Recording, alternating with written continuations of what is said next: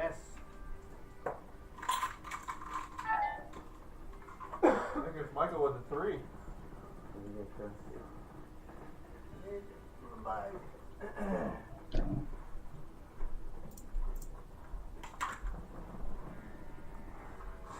Michael got the lowest?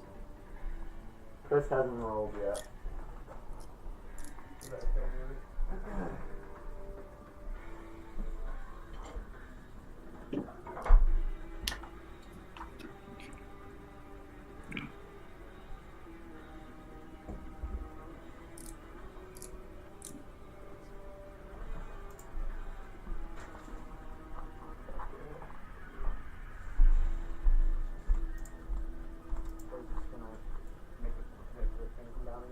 Probably.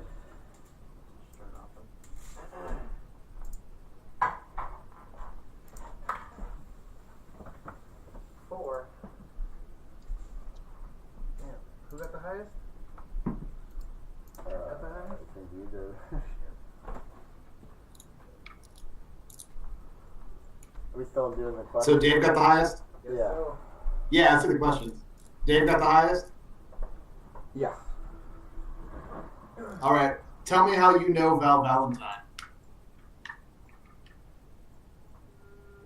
I don't even know. Like, yeah, that hasn't even come up yet. That's a weird question. Oh, I wanted to make him an associate of on-offs. Well, I imagine, being, like in the Thieves Guild and, things like that. Been working for the Red Cloaks for a while. Red Brands, I mean.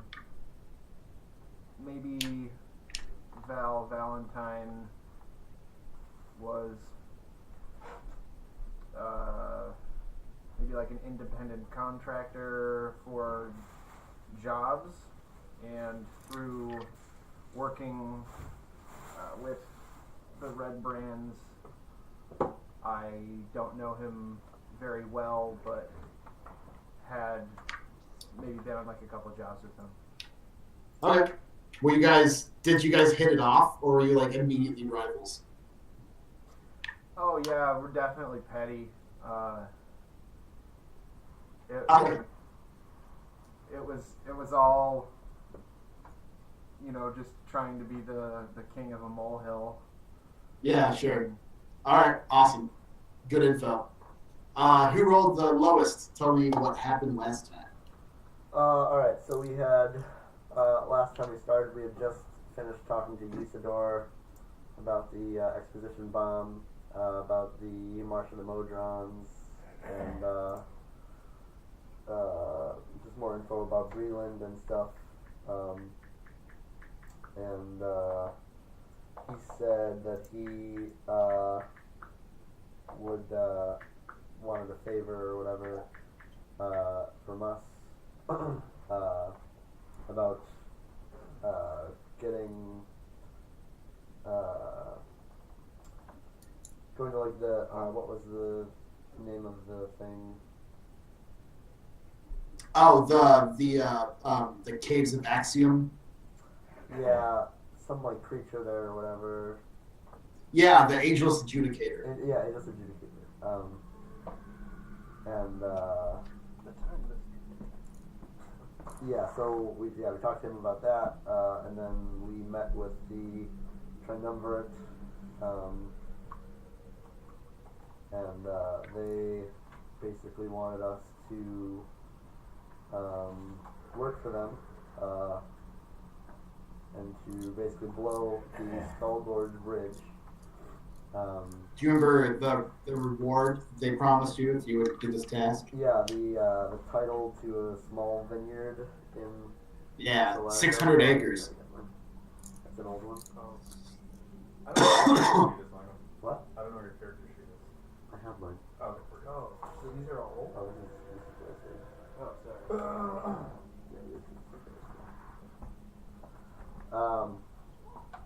So yeah, the vineyard or whatever, and then let's see, we agreed and we met up with Hawkwood again,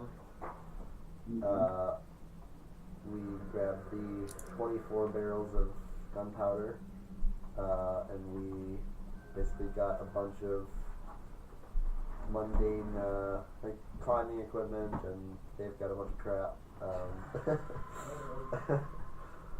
which is great. And then we set off to. Oh, they gave us two options. One was to either come in with an airship, because they have 3 airships available, and to kind of just get the gunpowder to blow the bridge that way, and risk kind of a dragon destroying us, or go into the dwarven mine. The Crimson Keep is what it's fabled as. And so we chose that one, and we got there, and there was a door that had a dwarf on it that looked surprisingly similar to me. Mm-hmm. And we opened it by using my blood.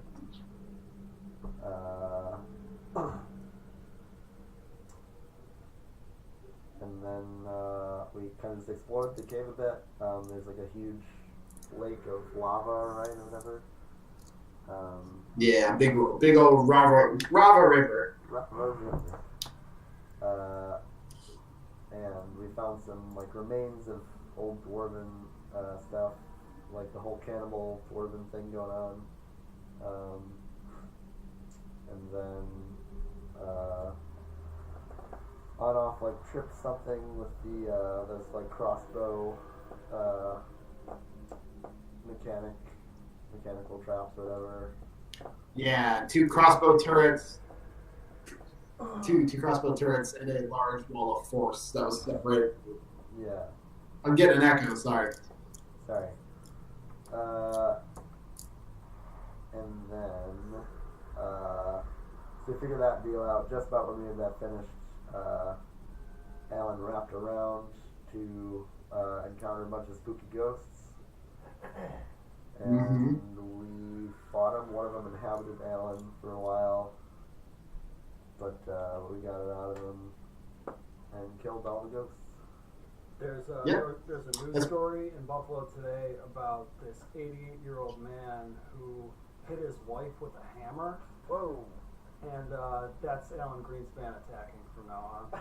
Oh, God. He aged 40 years. Is hitting someone with a hammer? The old guy did it. Because he's 40 years older or whatever. Did Alan hit Oh, that's right. Yeah, you got super old. Did you notice the title of the last episode? Gnome Country for Old Men? Ah, I just got it. I completely forgot that they like drained the years of life or whatever. So yeah, a couple people lost some years, but I think it was just Alan that was pretty much the. Yeah, probably they got Was 30 years. Yeah, I think Terrence got hurt something, but it didn't really affect him because he's an elf, and elves pretty much live forever. So yeah, you guys are currently in this blown up elevator shaft that presumably went deeper into these the deep roads. You guys are just kind of, from what you think, you're not really at the city yet. You're at some sort of like road access from the mountains, from the surface world. So far what you've seen are dwarven battlements, old and run down, some of them presumably still working, trying to keep something inside the city, presumably, because it's all faced towards the entrance to the city. You have 2 possible ways you can go. There's one way to the south, where it looks like there was once a bridge, but it had collapsed on 2 sides. It's very, very narrow, about 3 feet, kind of like a balance beam thing, over a river of lava. And then to the west is another bridge that some parts had fallen out as well, but it looks to be in a little bit better standing. There's still a large wall of force that is separating on-off from the rest of the party, who is currently standing in the blown-up elevator shaft. What do you guys do?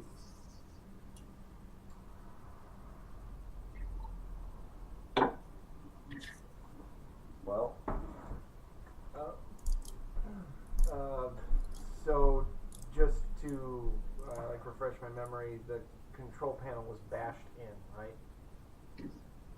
Yeah, as well as the lift that was going down was also sabotaged somehow, making the lift here completely inaccessible, just into a large charred pit down to the abyss. Do I still have dark vision from when Terrence casted it on me? Yep, 8 hours. Yeah. 8 hours. Okay.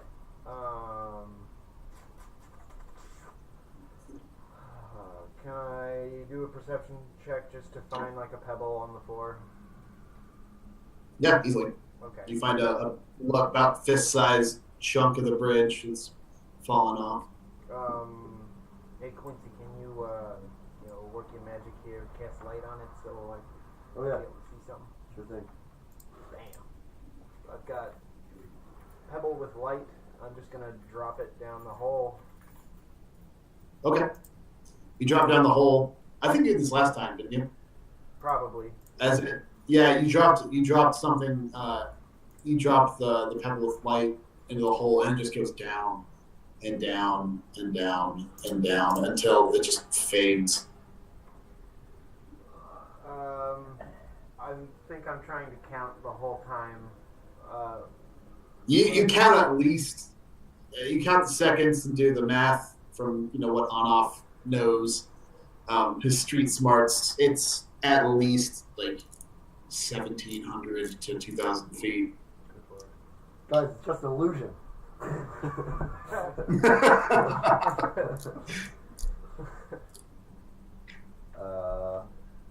Yeah, so that doesn't look like an option. So I've got a feather token. If you remember, the lift going from the mountain down to here was also a 20-minute ride. yep. So you imagine you're pretty far underground at this point. This probably goes even further. At this point, I'm just going to use one of my drow poisons and put it on my short sword. Okay. The poison will stay active for an hour. Okay. And that's the only thing I don't have written down. What the damage is for drow poison. There's no damage. It's just I think it was something like stunned. Or if they make the save, nothing happens. But if they fail the save, they become restrained and then unconscious eventually. Okay. But it's like sleepy. It doesn't do damage. It just makes them real sleepy. Fuck. I had a drow short sword that always does 1d6 poison. That was dumb. Okay. Well, I've got. I mean, you don't have to if you don't want to. Nope. I'm suffering through this mistake. Okay. Okay. Do you want to go to that bridge to the west or the bridge to the east? What do we do?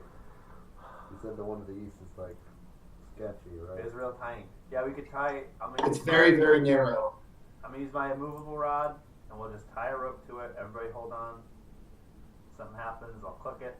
Nobody touch the bones. Yeah, no, that's a good idea. In fact, I mean, there's also the area to the west. I feel like whatever has been set up was to barricade off things to the west. sure. It might be a good idea to check the east first. There's barricades facing to the south as well, presumably from the bridge to the east. Okay. I mean, that's kind of easy for you to say, but I'm a big guy, and going on that tiny little ledge doesn't sound like a cool idea. Why doesn't Ballstar just like turn you into a rat? I mean, if you Spell want to do slots. that, but I mean, we could just walk over there and see what's going on. You know what I mean? You have relay.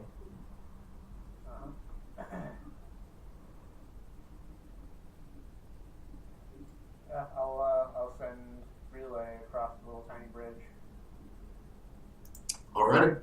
I don't have a mini for relay. So I'm going to use Banana Man. don't forget that Trud is there with you as well. Yeah. Is Trud in a bag of holding, or is he just like chilling with us? He can't really survive in the bag of holding because it only has a certain amount of air in it. If we find the Pokeball. What should I use for relay? I'll use Sergeant Falco as relay. How's that? Rest in peace. Hey, we need to bring him back. Okay. Relay goes for a little bit.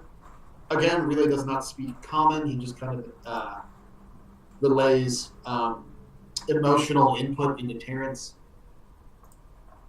Well, we can see through his eyes, right? Yeah. If he wants to, where Terrence is currently, he goes blind, but he can see through his eyes.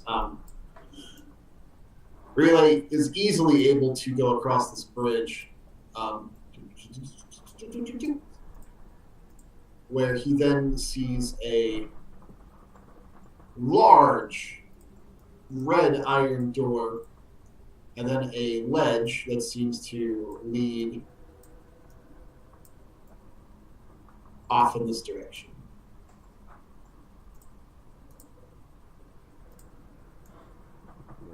He's gonna check down the passageway. Down the ledge? Yep. Okay.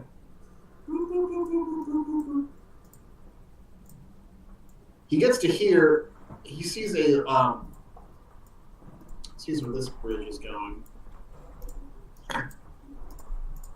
He sees a large pile of rubble right here, but it's all this glowing, pulsing, veiny ore that you've seen kind of all around the caverns. But it's in a purposeful pile at the edge of this bridge. And then, as he's looking at the pile, he sees all along this bridge things. Where are the things? Did I not get the things? Maybe I didn't. Oh, maybe you put them in there. There we go.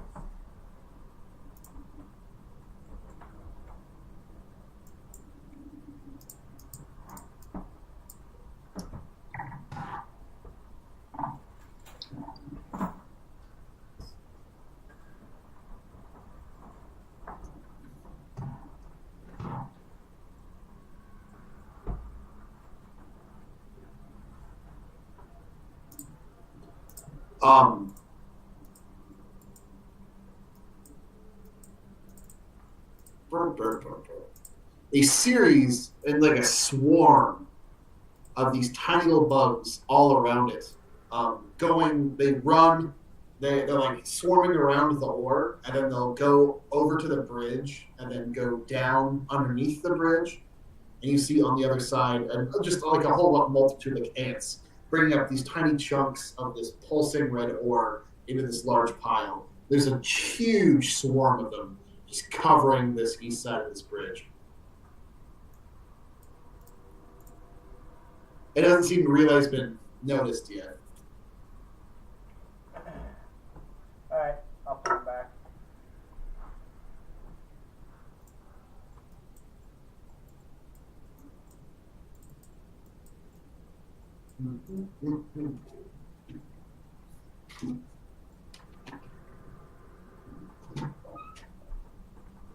What's the range on a minor illusion? 60 feet. Big anteater. What? Big anteater. See what they do. I think it might fail because they're not smart enough to think or to understand.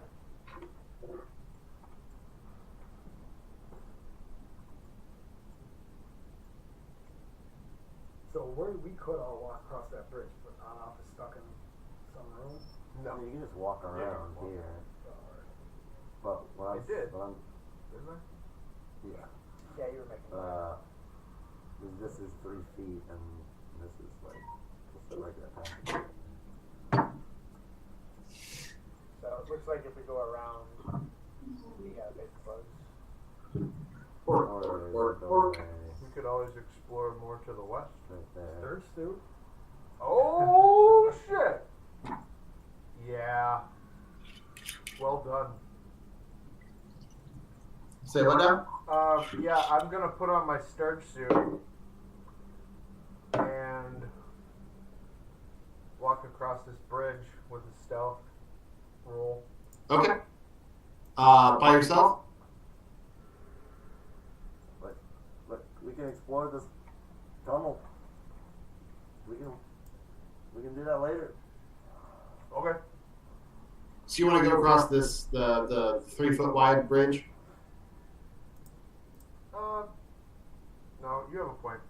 Let's go explore west. Okay. So I take the sturge suit off. But you have your sturge suit on. Yeah. I just took it off. Okay. All right.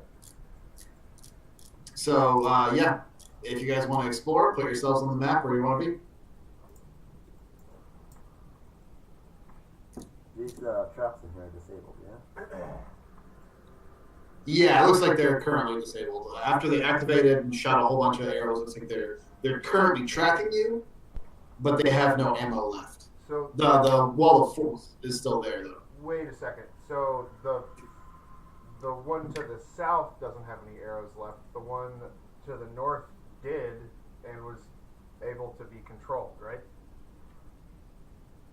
Oh right, yeah, you were able to like hack into it, right? Yeah, sure. Okay. But it's not. You have to control it manually. You can't like set up something automatic, but Right. But it's not like shooting at me as I walk in. No. The one on the side. no, it's tracking you. They're both tracking you, but Gotcha. Yeah. Put me by you. Oh, that's not you. So I just imagine we all go over there. Yeah. Just be a minute. I pooped myself. Oh.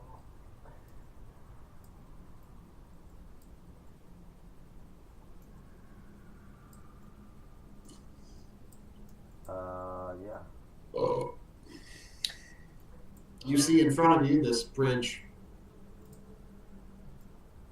has a whole bunch of holes in it, and it leads into, it looks like, into the more like worked stonework building deeper in.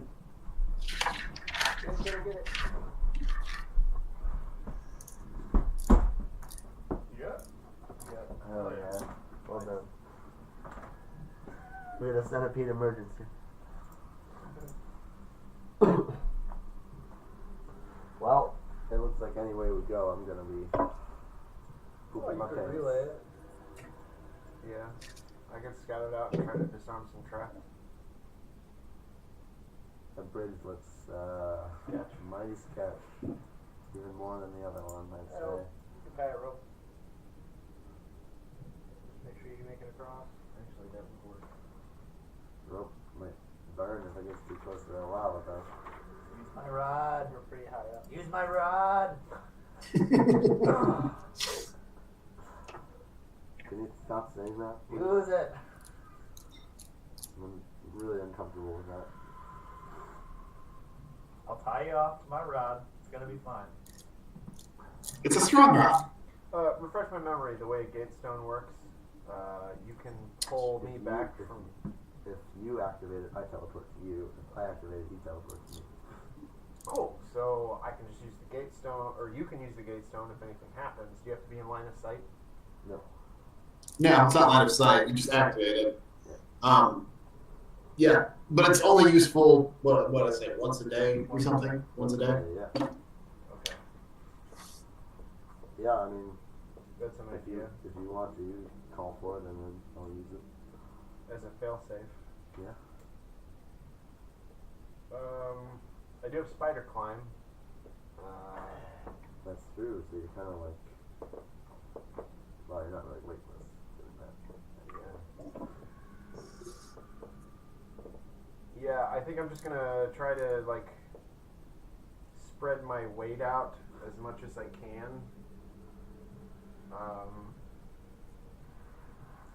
Like spread your weight out. You mean? Yeah, and like maybe crawling on this bridge. Okay. Like on all fours on the top of it.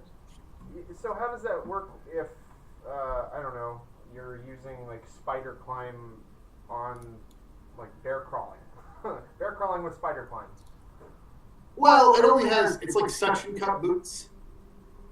Oh. So, like, you can, it's only your feet that are going to be the ones that are, like, attached. If you're on top of it, you can still bear climb, but if you're underneath of it, I mean, you could probably still do it, but it'd be kind of physical. Okay, And can I having roll a probably perception roll an check to athletics see check. how sturdy maybe the sides of this thing are? 'Cause Sure. I realize I would there's say- holes around like the floor of the bridge, but I'm guessing that the supports are still intact where the holes have been. I will say, Quincy, with your dwarven heritage, you probably have advantage to, like, Oh, hell yeah. look at the stonework of this. Stone cutting, baby. Alright, here we So go. both of you can roll if you like. So what kind of check is this? For you, just roll a wisdom, Quincy. For Dave, perception. Alright.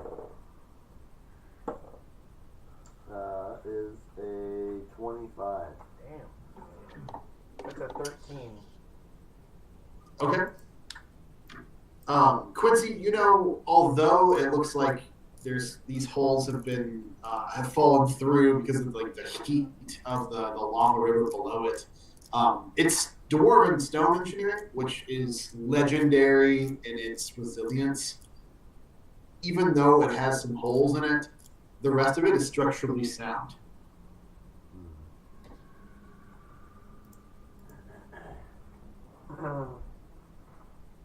Yeah. If I know dwarves, it doesn't really matter if there's holes in it. That doesn't mean I'm not gonna poop my pants walking across it, but it should hold you up. I mean, you're not that heavy. Bolsters are walking across. I weigh like 35 pounds. Okay, you're going first. I'll do it. Yeah, I'm gonna have the immovable rod kind of in my hand just in Okay. case something goofy happens. 10, 15, 20, 25, 30, 35, 40, 45, 50. You get about 3/4 of the way with the move. As you kind of walk slowly, carefully, there's no creaking or anything that would make... Oh. Jesus. Sorry. Forgot that's your microphone. Yeah. Oh god, I'm so sorry. That was an omen. I just What's heard going to the happen on apocalypse. bridge. Camera falling. Sorry. Sorry, so sorry. It's a vlog now.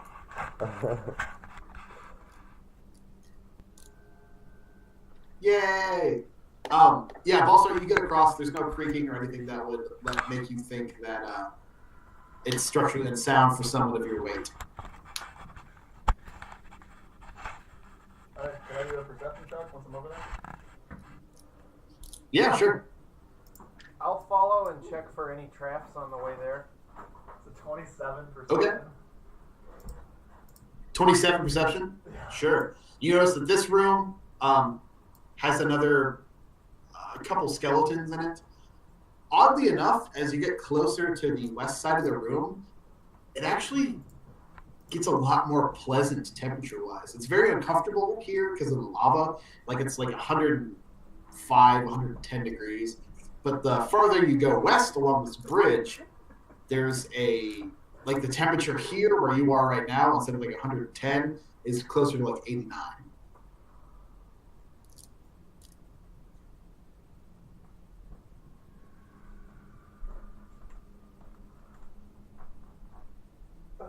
See anything, Ballstar?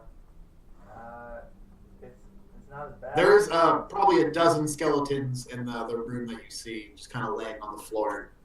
I'm just gonna talk over the hearing quietly. There's a big pile of bodies. It feels good, man. Bridge was fine. Wondering, is turn undead like a cantrip for you? It's like one of my abilities.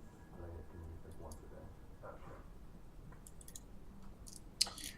There's one thing I want to establish. I know a lot of people have dark vision. Does anybody have a torch out or anything? Yes, I do. Besides just the light spell? I thought you Or put what? it out because you have dark vision. You're right, I did. I don't think we have any Yeah, light no, source, though. we don't. No light. Okay. Just want to know. Does relay count as a light source? He does give off heat and light, yeah. Because he's a flame elemental.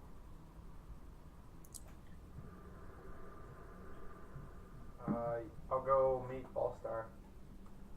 Okay. Checking for traps. You make it across the bridge, kind of meet Ballstar. You have no trouble getting across.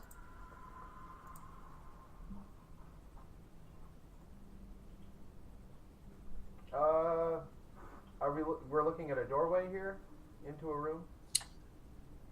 It's like a hallway. There's no door. It just kind of it goes into a chamber with a dozen or so skeletons laying about the floor.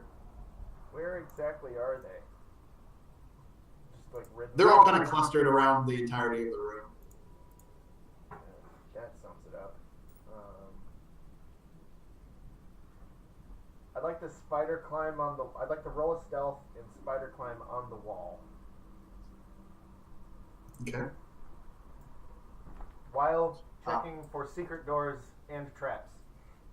Alrighty. Roll a investigation check. You have advantage on that because of dungeon knowledge. I'm looking for secret doors. I think you have advantage on that, right? Oh, I forgot. I'm still a giant scorpion, I think, at this point. Oh yeah. How much does that affect? Nothing. You can't relay your information Okay. because you just click and hiss. A 20 and a 21. 21. I was looking up. I don't have dark vision. I have blind sight. What does that mean? Hey, what?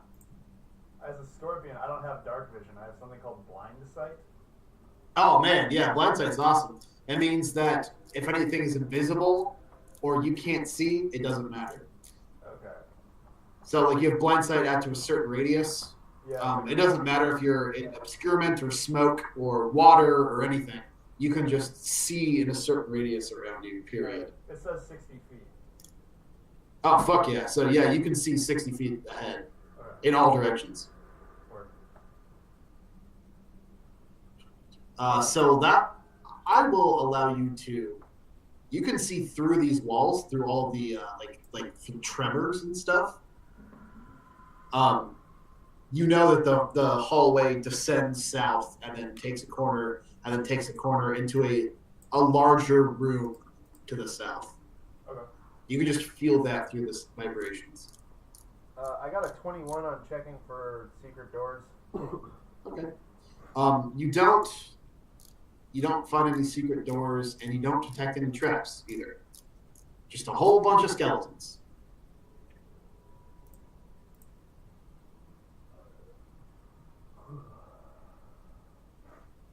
I'm gonna point my stinger towards the hallway, and then like kind of look it on and off, and start moving that way. Give them a big thumbs up and yeah, follow as well. Just Okay. How about everybody else? You staying back? oh shit. Here's my stealth roll. It's a 27. No. Okay. That's it's a 29. Awesome. How about the rest of the group? Yeah, we're gonna, I think, tie people feet by the waist together, and everyone make their way across the bridge.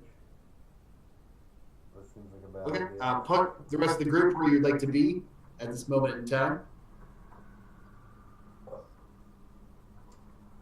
Just crossing the bridge with 50-foot lengths of rope in between us.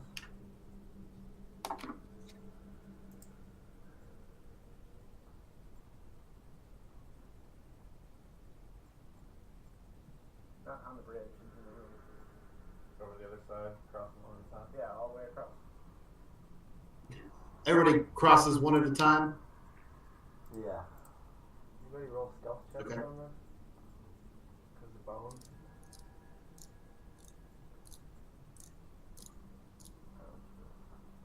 Angry ghost. Oh, I was about to see it.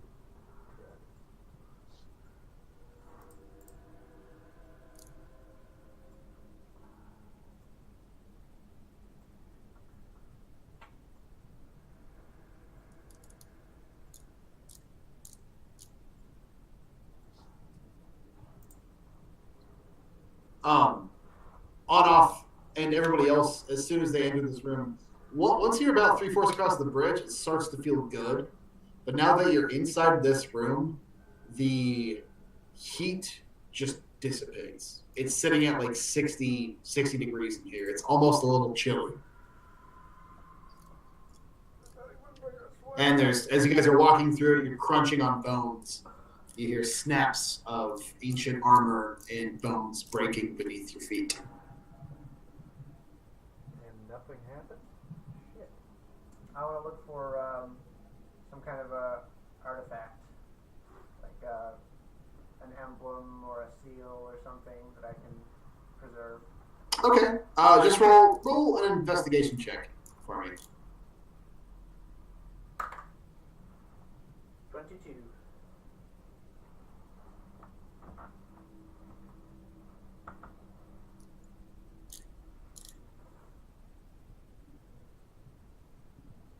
You breathe? No. How much? 22. 22. You kind of make your way through a lot of the bones and everything. A lot of them, almost all of them, seem to be wearing this the same kind of dull red armor, this dwarven armor, and they're all dwarven skeletons. As you're just kind of like going through, you manage to find a coin purse. It seems, and inside is some sort of ancient dwarven currency. You have no idea what it's worth, but it seems to have like stamped. Like a stamped head on a lot of the currency of someone that you don't recognize. It's definitely historically important. I can check that out if you want. Sure.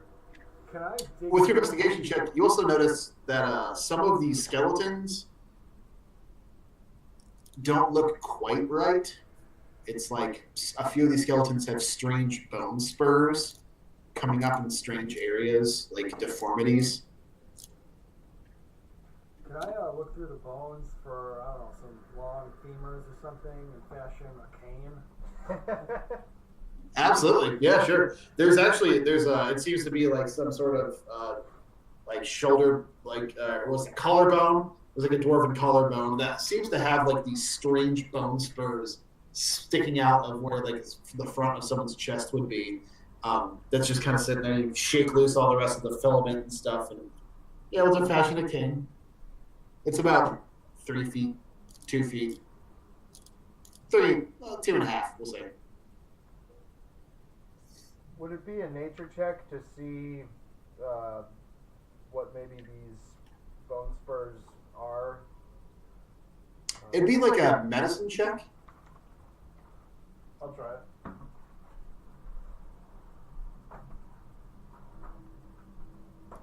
I got a 16 for medicine. You have no idea what caused this. They are.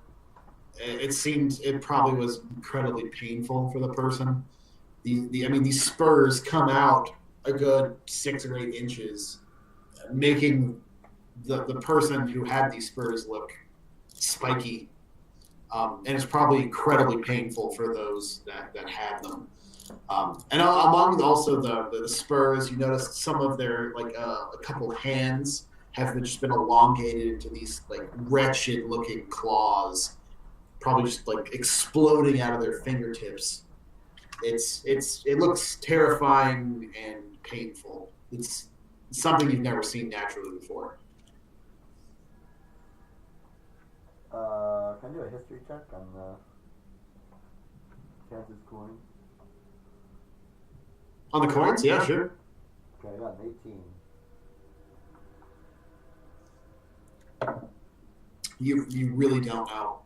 Okay. Crimson Keep has been a place that has not been able to be accessed. All the lore that you guys have heard is pretty much all you know at this point.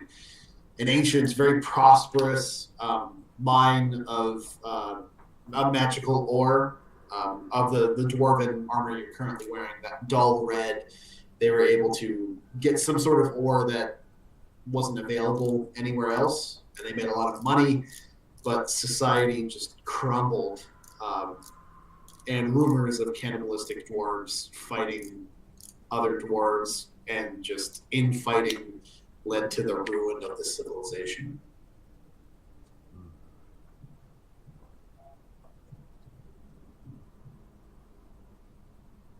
Alright.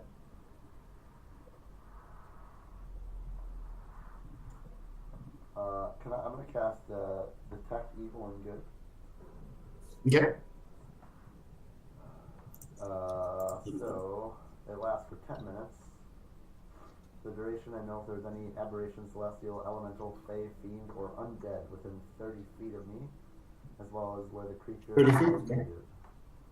Similarly, if there's a place of object within 30 feet of you that has been magically consecrated or desecrated, you know the location of that as well. Somebody knows this. Everywhere around you has been desecrated. Okay. You don't get any specific, like aberration, celestial, elemental, fey, or fiend, or undead within you, but you like anywhere that you can feel all around you has been definitely desecrated. Alright. It's a bad place. It's spooky. If I want to sneak as the scorpion, I just use my dex modifier, right? Of the scorpion. So we're If you're what? as the scorpion, if I want to sneak, I just use my dex modifier. So I have a 13. Yeah. So I get +1, right? Yeah. Okay. Mm-hmm. I'm gonna try to sneak ahead a bit. That's a 5. You don't relay it to anybody. You just continue forward. You ever heard what a large,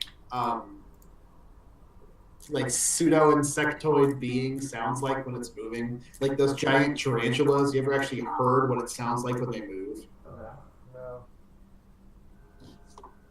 Let me pull up a video Okay. because it's disgusting. Let's watch the video. I think it'd be pretty light-footed. You'd think. I imagine I just sound like 4 dogs running on tile. I mean, there's that too, but there's something to do with the way that their muscles work and the exoskeleton, that whenever they move, there's a very specific hissing sound that sounds like pistons moving almost. Oh god. Like that's what it sounds like when it moves. There's like this I got wind-up toy hiss. All Oh. play at the same time. Oh yeah. That's the place to do it. But you got the speaker. Yeah, let's hear the speaker. It's a Skeletula. But whenever they move, there's something like how they move their limbs with the exoskeleton. Like that's what it sounds like whenever it moves. It's like this weird hissing sound, like pistons.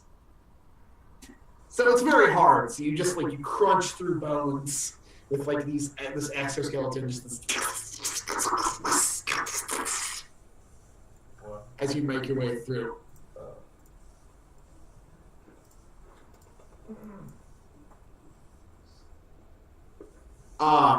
Ballstar, as you get about here down the hallway, you find it particularly difficult to move because the temperature has gone from 60 degrees to about 30.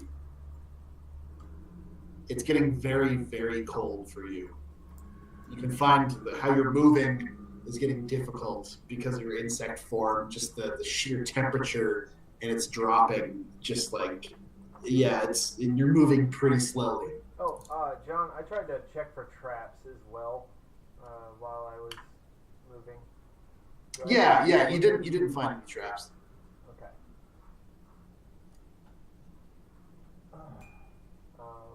Alright.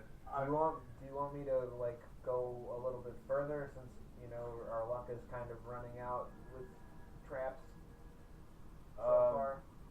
I don't think anyone knows I wandered off, so I'm just gonna wander back and I'm just gonna nudge up everyone to feel how cold I am. Okay.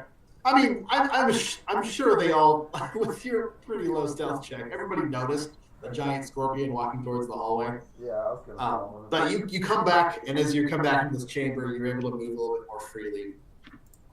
And you just sit there and shiver for a little bit.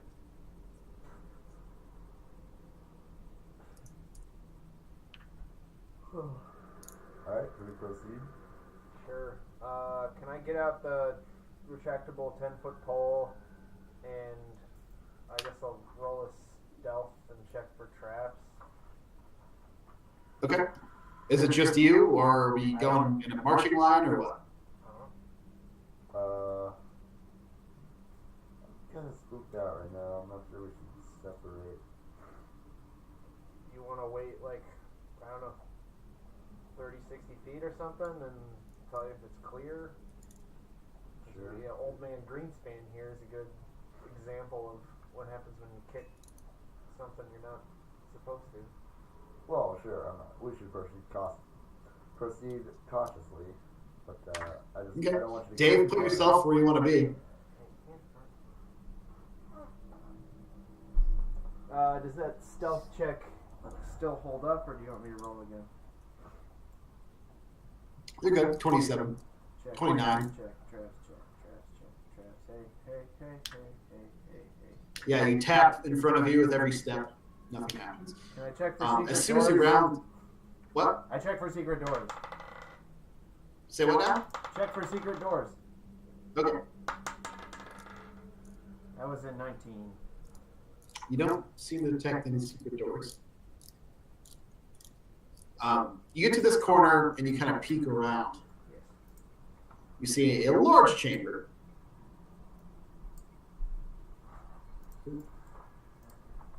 Continuing on and on for, what was that, 5, 10, 50 feet. It looks like some sort of like common room with a series of stone chairs and small tables. In between each one of the chairs and the tables is a ever-burning flame that still, to this day, burns with a small amount of heat, it looks like.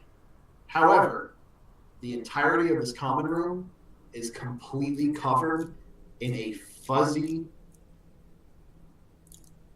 like a fuzzy carpeting brown mold, especially starting all around all of the torches and just spreading out.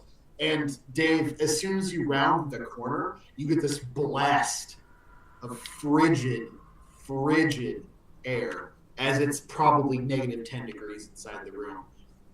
Your nose hairs immediately freeze, and your eyes kind of like bulge as you kind of have to keep blinking to keep them warm.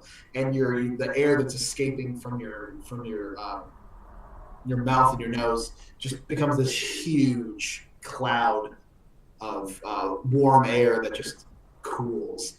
Like everything in your face goes numb as soon as you enter here. And everything's covered in a sickly, fuzzy brown mold. Yeah, I guess I'll just go back and tell them it's cold and fuzzy. Okay.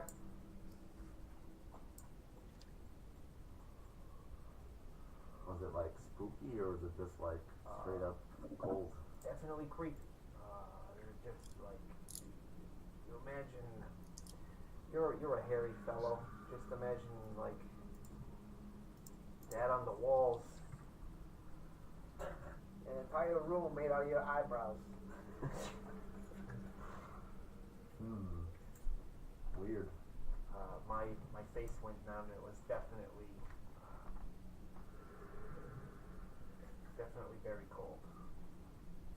Does anyone have good nature besides? Let me go down there and give it a try. So yeah, I'll walk down, and with the detect evil and good spell still up. Okay. You were going to go down there and do the detect evil? Yeah. Within 30 feet. As soon as you're on that corner, you get the same thing. Your beard just immediately begins to freeze. Yeah. Like any of the like spit that you have in your beard at all just like icicles over immediately. You throw out detect evil and good. Everything's still desecrated, but you don't detect any undead or any of the other things. Okay. I will scoot my boot back to the group. Okay. The icicles on the edges of your mustache begin to melt a little bit. Wow, you weren't kidding. Hey, what about that hovering disc? Cover over all the fur. You can't send it anywhere. It just kind of follows him around. Oh. So Does anybody have levitate? Terrence does.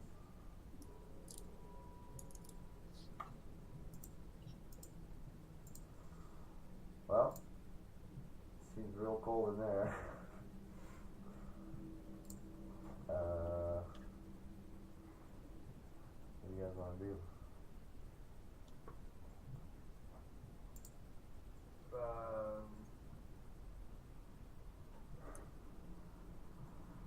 Try to like fireball it in there or something. Oof. Knock, knock, motherfuckers. What if Relay just walks? Oh yeah, we could just send in relay.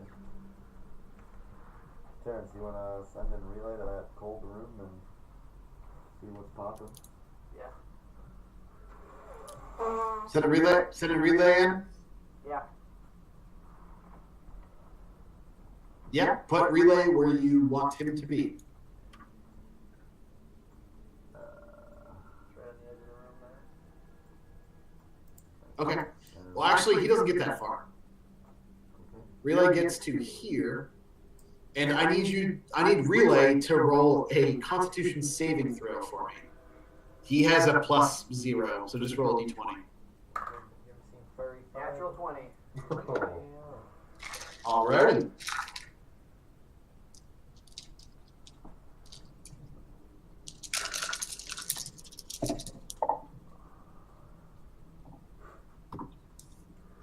He takes 7 cold damage as soon as he steps near the brown mold flashes and the southern, like from where Relay is from here, all the way to the middle of this hallway, instantly grows brown mold all over it, and Relay just snuffs out.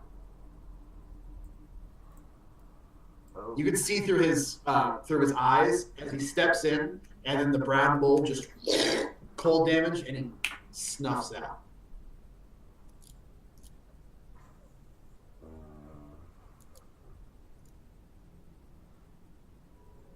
How much HP do you have? What? How many hit points did he have? He has like 10 hit points. I mean, thank you so much.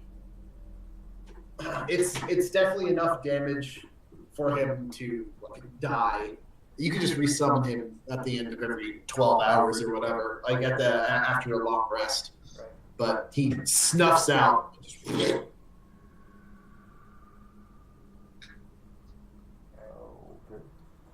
Well, that seems like a bad idea.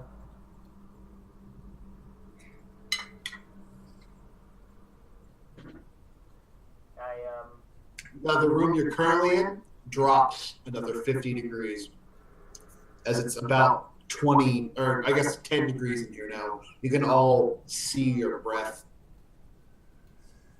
I'll cast minor illusion to set up like a projection on the wall and kind of replay through Relay's eyes what just happened to him so everyone can see it. Okay. You guys all see him step into the room, the brown mold double in size, and then him just snuffed out in cold damage. Game over. Crap. Yeah. I say we don't go that way. Second that.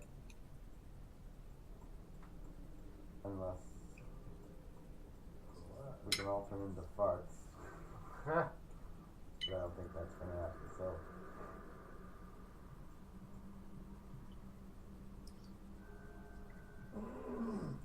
I'm gonna scoot back this way. I'd like to go to the edge of the bridge, like on the west side. And Put yourself where you want to be. Okay. So, edge of the bridge on the west side, right near the wall that goes south. I'm going to spider climb down to that south of the wall. So just do. Nope, Okay. not the bridge. Oh, this one. Wall. Yep, do. Does the sneak still hold up? Check Yeah, sure. traps and secret doors. You see the wall continues for a little bit. How far do you want to go? Then it kind of bends out of sight. Just a perception check to see what I see. Is there like trouble? Sure. The 16. How much? 16. Yeah, besides the pulsing red ore kind of all around you on the outside of the structure, you don't seem to see anything else. No ink. There's a little bit of cold coming from the leaks in some of the stone wall. It looks like some of the brown mold has made itself attached to the outside, that it's made its way through the stone walls, attached itself on the outside, where it seems to be thriving. Okay, I'm going to actually shoot an arrow into the brown mold to see if it reacts with any of the red ore or the magma underneath. Okay. No need to roll. You shoot a crossbow bolt into the mold, and just kind of sticks in. Nothing happens. How far away are you from the mold? Yeah, how far away am I from the mold? How far away do you want to be? Far enough not to be affected. I mean, the temperature's still cold, but you don't take any damage or anything. You shoot the mold, and just the coral sticks into the mold, and kind of freezes a little bit. Okay.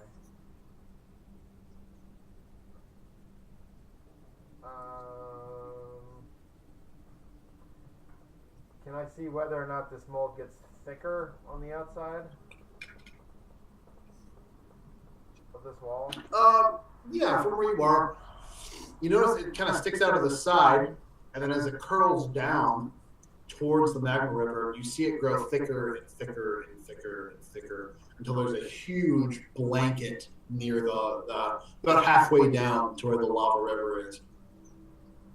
The thickest you've seen it. There's this huge thicket of brown mold near it. Seems to be thriving. Spores and spore poppers growing out of it. You can see, as you look down, you can see one of the spore poppers, spores kind of come out and immediately start growing more and bigger as you get closer to the lava. This is on the outside wall. This is on the outside of the wall. Can I roll like I a... think it feeds off the fire. Is there red ore around me, pulsating red ore? Yeah.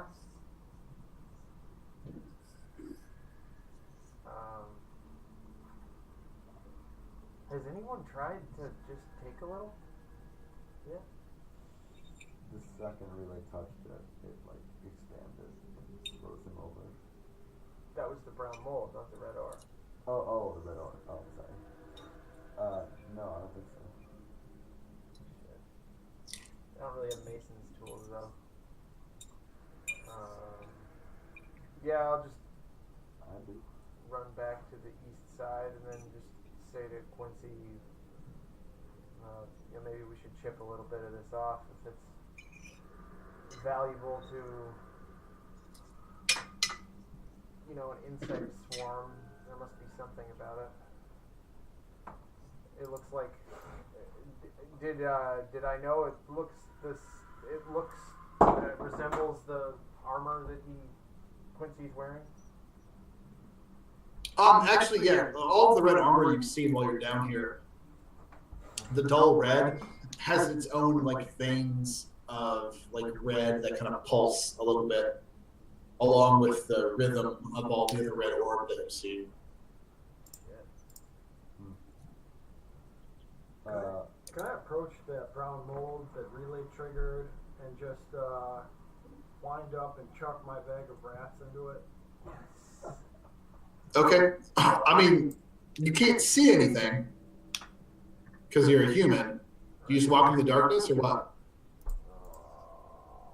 Can someone cast light on my bone cane? I got you. So does that show? Bone cane light.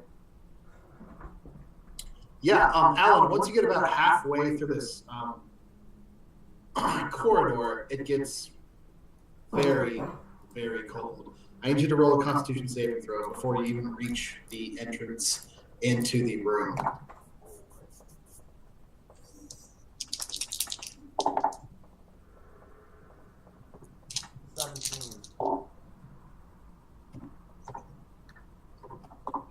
Okay, take 8 cold damage.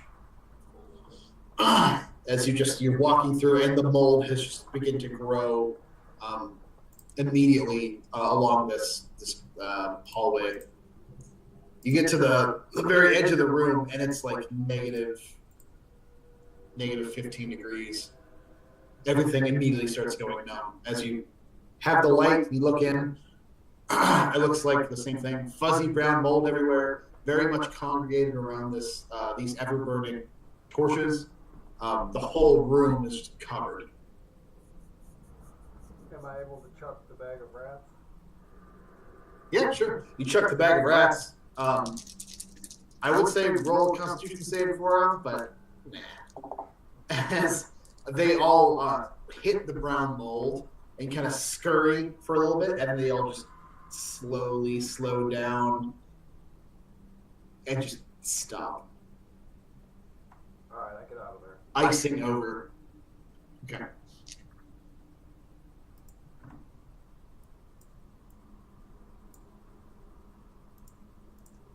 It's an hole! I think it's greater restoration would help out. Just, yeah. I can try hurling some magic at the big ball on the outside wall. Probably don't want to do fire.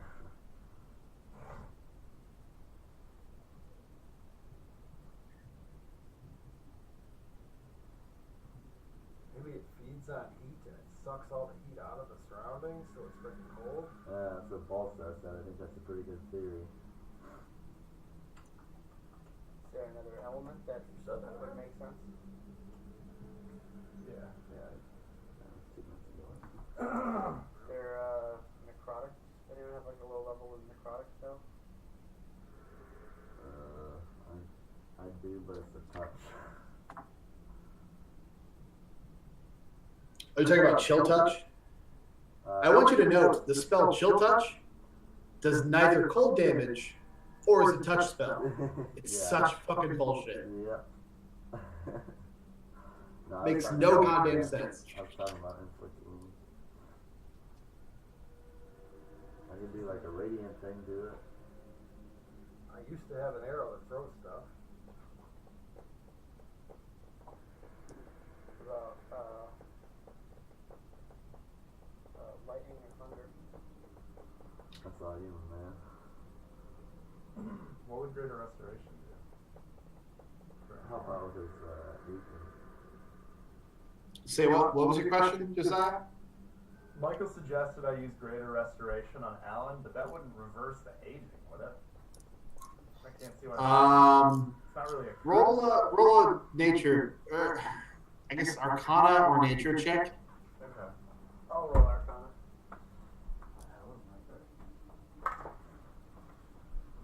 The Arcana is 26. I got a 14 for nature. Absolutely.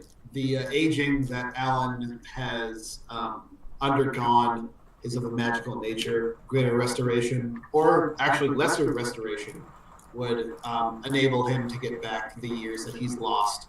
The longer he stays old, the more permanent it becomes. You must rest. I do. Yeah, I'll use lesser restoration on him. And if that's what you want. Do you want to keep the that's it. Okay. I'll cast lesser restoration.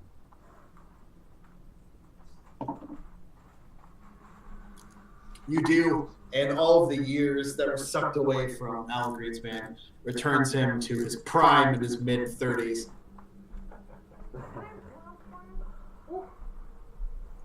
Sorry, I kind of just forgot about that. Feel like a new man. orb. Can be any element. Yeah.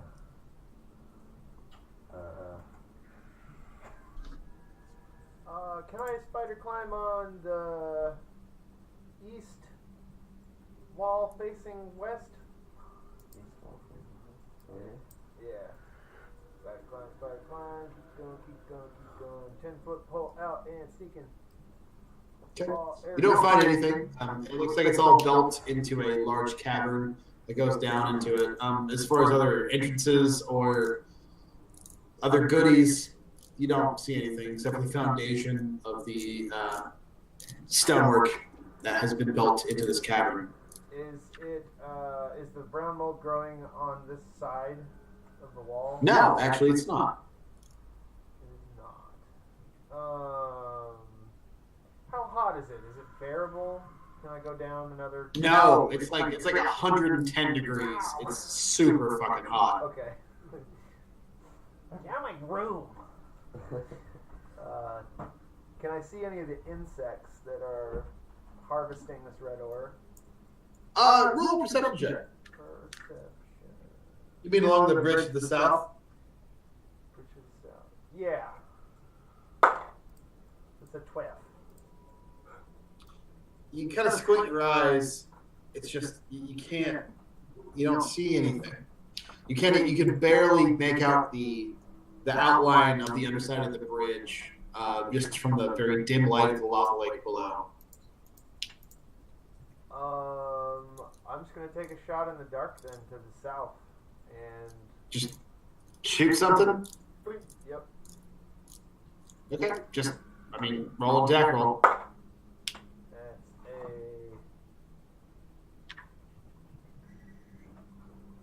Oh boy. I'm sorry, we've been doing this for a year. I'm a dipshit. Do I take the attack bonus with the weapon that I'm using with the roll? Yeah. So your attack bonus plus your d20. It's a 26. 6? 26. Okay. You shoot out into the air. You hear the whistle of your crossbow bolt go into nothingness. Okay.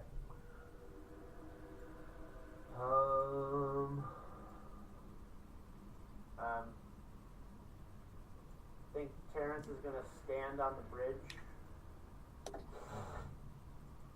he's gonna hurl like an acid arrow into that thick clump of the mold. And just Okay. watch what happens to it.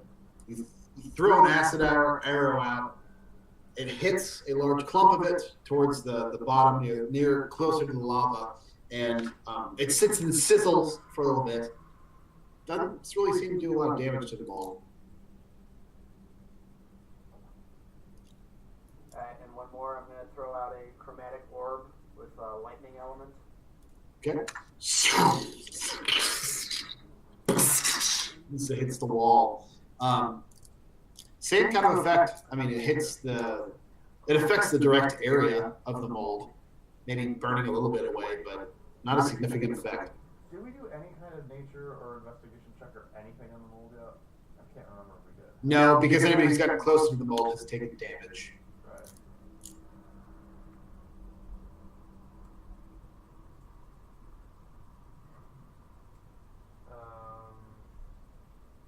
Shit.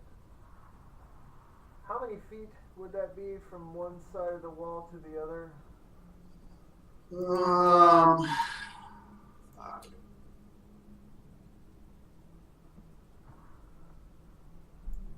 70 feet, maybe? 70 feet. Usually not so bad.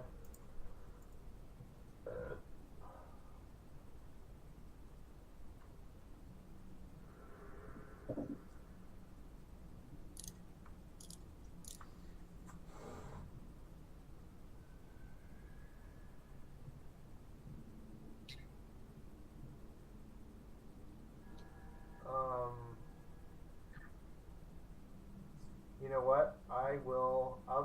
I'll just go back to the east side of the bridge.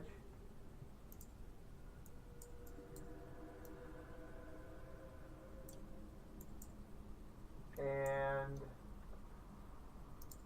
can you explain to me one more time how a feather token works?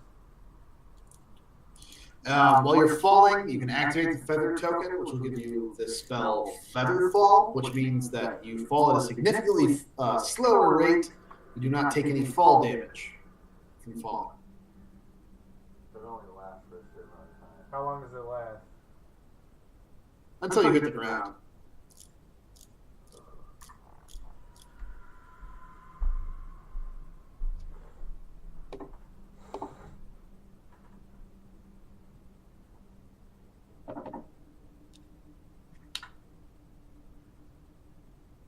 Okay, I'm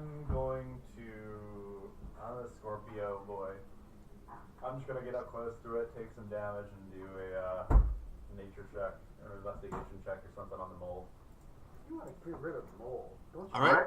I need you to do a Constitution saving throw with disadvantage because you are an insect and there's cold around. Okay.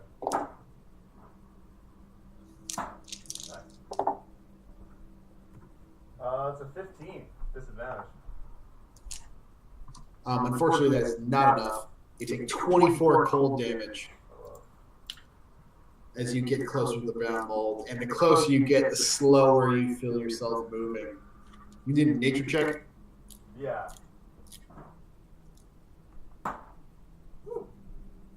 23.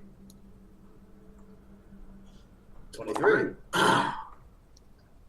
You're not really familiar with this. I mean, you know, you've heard of different kinds of molds, like magical influenced. Maybe they're able to grow faster, or they feed off of a certain element or something. Brown mold, I mean, there's like bread mold and stuff that you're familiar with, and penicillin. From what you can tell from the experience you've done so far, it seems to feed off heat energy.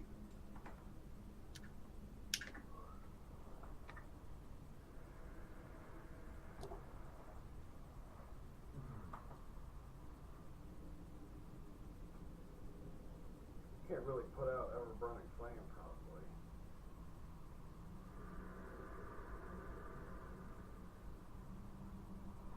Yeah, maybe we just go the other way. Go the termites. Yeah, honestly, these are like ruins, and they're like trying to fix this mold or whatever. But we could spread it away. Say what now? Trying to repair shingles on an old ancient Roman castle. On an underwater shipwreck. Yeah. Yeah. What now? I don't understand. We're wasting our time with the mold. Well, I'm gonna do one more. I'm gonna shoot a ray of frost at it just to see. Okay, where are you, Terrence? Still on the bridge, so I'm shooting on the outside. You shoot a ray of frost at the large clump of brown mold. It, in about 20-foot radius of it, shrinks and goes dormant. Alright. Yay. A cantrip, ain't it? Yep. Blast away. Alright, I'm gonna radio everybody and say it, cold reverses it.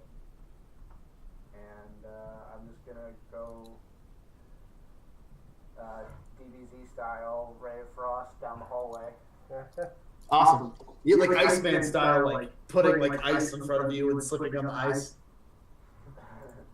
You are easily able to completely disarm the whole room with the ray of frost. You're not sure how long it's going to remain dormant, but for the moment, the common room seems dormant of the brown mold all around. Oh, shit. There's a door to the south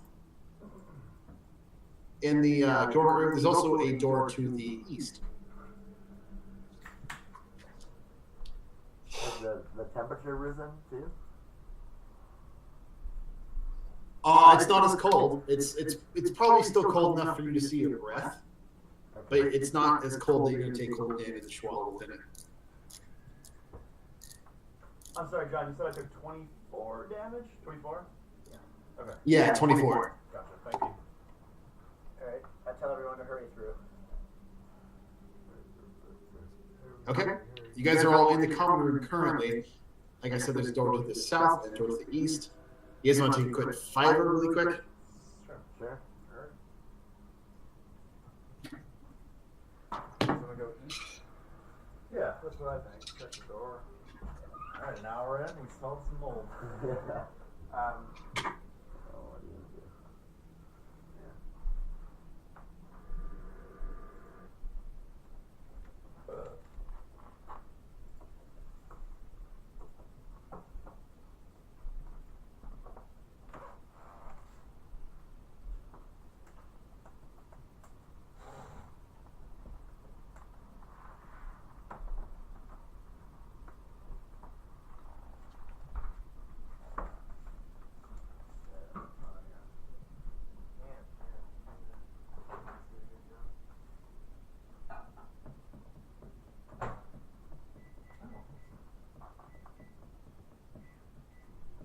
Get this open. I have to. Oh.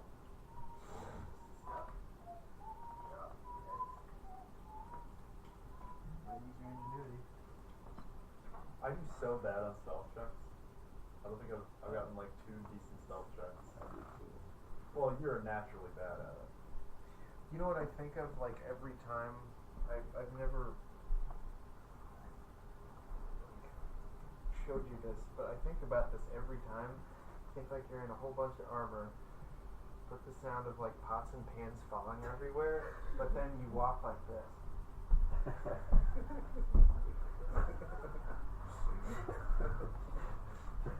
But just eternally.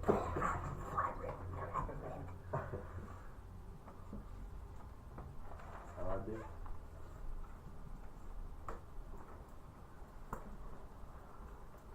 That's how I guess so.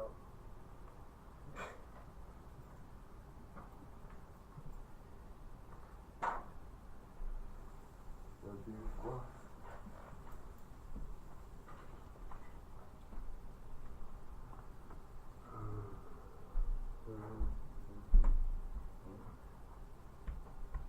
Did you make a voodoo circle with your first natural one? I did. It's been rolling really well. It's kind of cheating, like carpet bounce. So it'll hit like a 1 or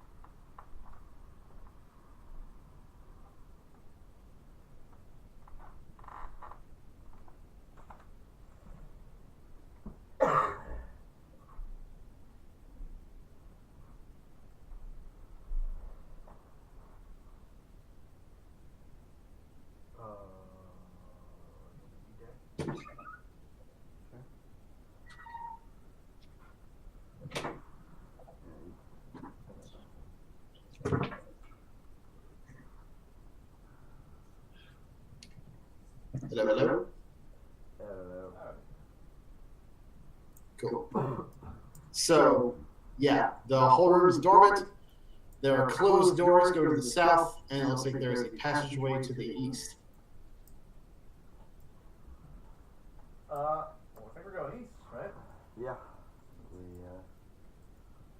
We, All right, who's going? Sneaking with 10-foot pole, checking for traps and secret doors. Okay. How many rolls do I need?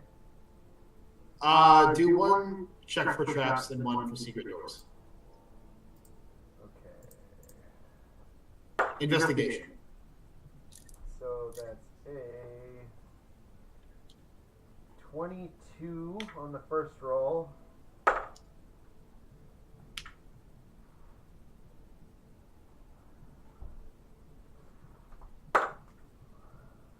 And a 15 on the second. Okay. So the first was for which one? Oh, you said in succession traps and then secret doors, right? Okay. Yeah. As you go through this hallway, there's a large locked door. It has a small keyhole. It says something in Dwarven that you don't understand on a little nameplate. Looks like there's a little keyhole. You, before approaching anything, you manage to kind of scour the hallway. You notice the 22 all along up above in this hallway are small little holes in the ceiling with small little pilot lights. Oh. It looks like there might be some sort of flame trap here.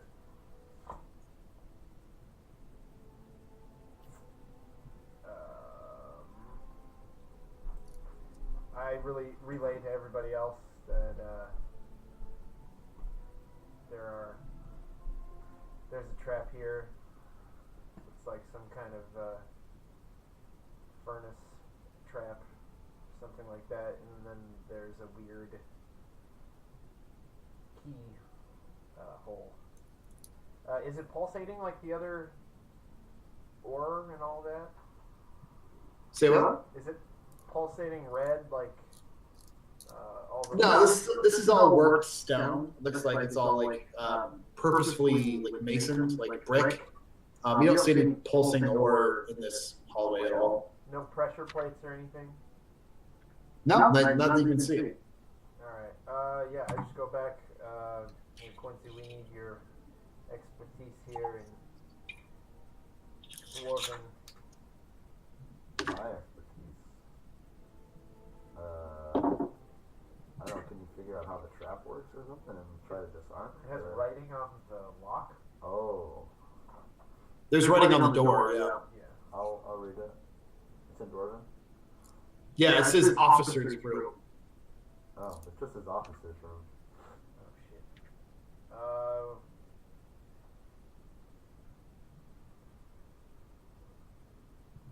shit. Might be like a trigger if you Pick it. try to pick the lock or like try to open it when it's locked or something. Yeah.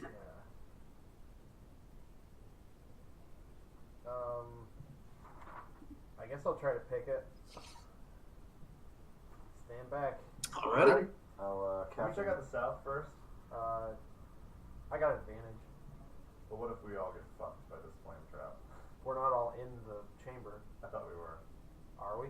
You're all in the dining hall, and it's me and Quincy right there. Everybody's currently in the common room / dining hall. Yeah. If you guys want to move, go ahead and move yourselves. Okay, that's fine. Do your thing. Picking the lock. Yes.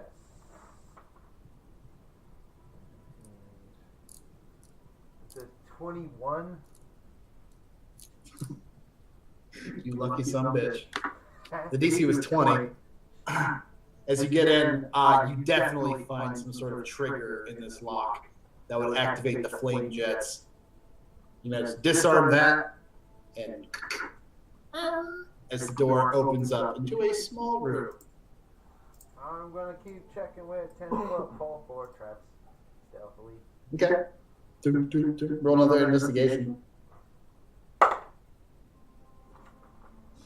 that with advantage? checking for doors too. I don't think you have advantage on that, do you? I have advantage on wisdom and intel checks to check for secret doors.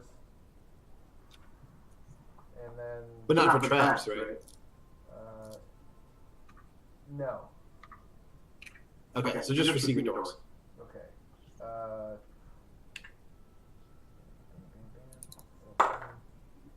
a 3.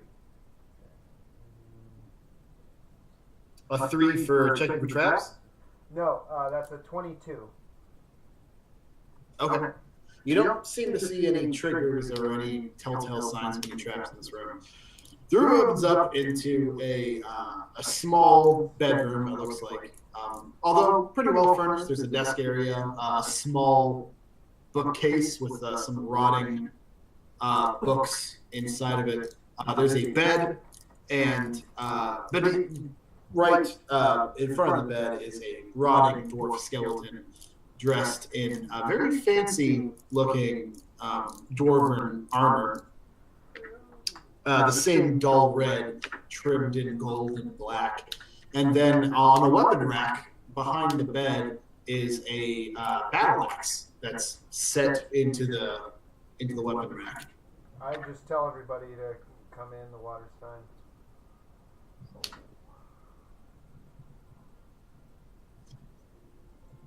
I want to check out that battle axe. You pick the battle axe off the wall. It's very hefty. It's a one-sided battle axe with a very gnarly-looking red spike on it. It seems to be made of the same kind of red metal that your armor is made out of, trimmed in gold on the blade. It's very light. It feels very good in your hands. Cool.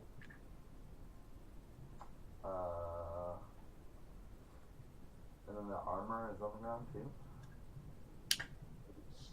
Yeah, the armor on the skeleton near the bed. It's not plate armor. It's like a leather armor that's trimmed in a dull gold and dull red. Ooh, I might. Well, wait, you can't sneak. What? Can Do you detect any evil? if you were to wear that leather? Again, yeah, he detects desecration. He does not detect anything else. Yeah, I don't want to wear leather. It'd be Oh. bad for me. Anybody mind if I take it?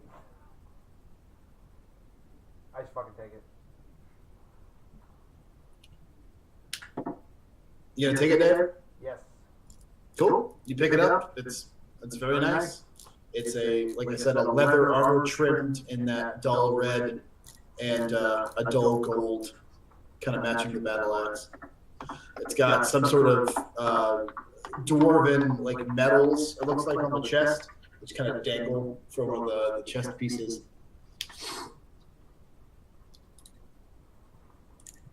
Can I just roll Arcana to see if there's any, or detect magic in the room?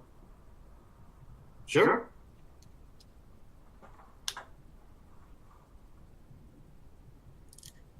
I'll just detect magic. Okay. The battle axe is magic. The armor is not. What kind of useless junk is in this room? There's a whole bunch of rotted books. Looks like there is a nightstand with like a jewelry box.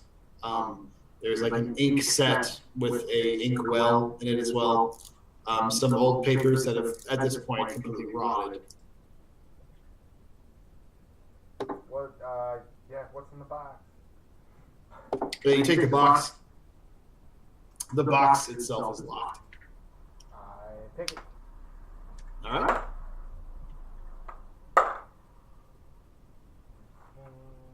Oh God.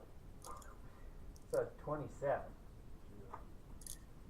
27. You open it up, and there are a series of chunks of this glowing, pulsing ore in it, as well as about the size of your thumbnail, a beautiful amber gold, semi-transparent gemstone. Ooh. Dope ass. Is that magic as well? No, none of that is magic. Okay. The battle axe is magic, and that's it. I rolled a 25 Arcana to see if I can identify that axe. Sure. You look for runes along the axe, and you're able to translate it. It is a +1 battle axe, where and whenever you move 20 feet before an attack, you get an additional 2d6 blunt damage. Wow. Would that Arcana check translate to armor that I picked up? The armor is not magical, unfortunately. Okay. Just dope ass. But essentially, if you charge in, you can do an additional 2d6 damage if you move at least 20 feet before you attack. Nice. Can you just always choose zigzag? Or just like run in a circle. Run But back you and want to then- be able to disengage from one person to another, but basically,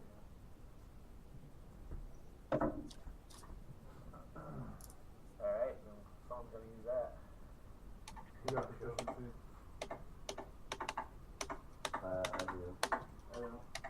Do it. Anyone double wheel, dual wheel? You were working on fighter stuff, weren't you? I mean, I can, but then The I have to shield. lose my shield. His shield is boss too. Yeah. What's your You would want someone that can actually swing both of them too.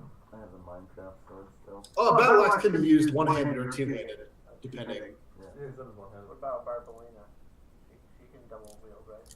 She is. It's not a finesse weapon, though. Yeah, she's dexterity based. So, Alan. what is So if you use it one hand, it's a D8. If you use it two hands, it's D10.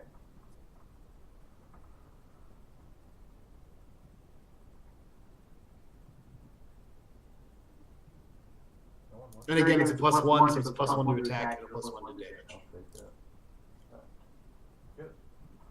Alright, I'll strap it on my back. All right.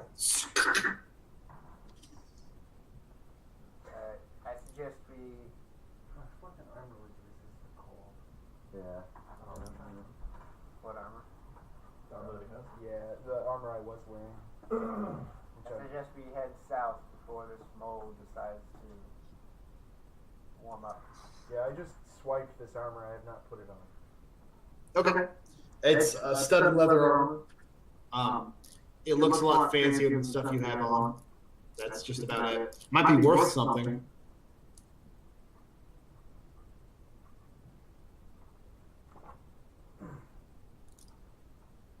Shall we press on?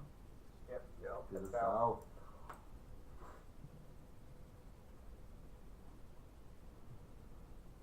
Who wants to go first? So there is the double doors to the south. They look to be of some dark bronze metal Are there with any, simple fortifications in it. It looks like there is a barricade, a wooden barricade on this side that's been locked down, preventing anybody from the south to enter. Any, can I do perception check just for like any, I don't know, small cracks or crevices that a small creature might be able to get in? Sure. It's an 11.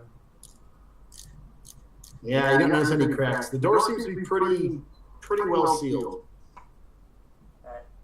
Terrence wants to snuff out these flames just to halt the mold from reactivating. Yeah, easily. Just like use the ray of frost, the flames just the whole room goes dark. So there's just like a cross beam on this door. Yeah, on your side. That Okay. looks like you can pivot it. Alan, you wanna help me on this? I can't see. I'll cast light on my Okay. Should we roll? It's very easy. Don't worry about it rolling. Okay. It's kind of heavy, but it's made for you to be able to lift. So you lift it off the door. It pulls outward, it looks like. There's two large handles. Okay. Pull it. Okay. Alan grabs it and pulls it. It just looks pretty stuck. I'm embarrassed. You can roll a strength check if you'd like. Alright.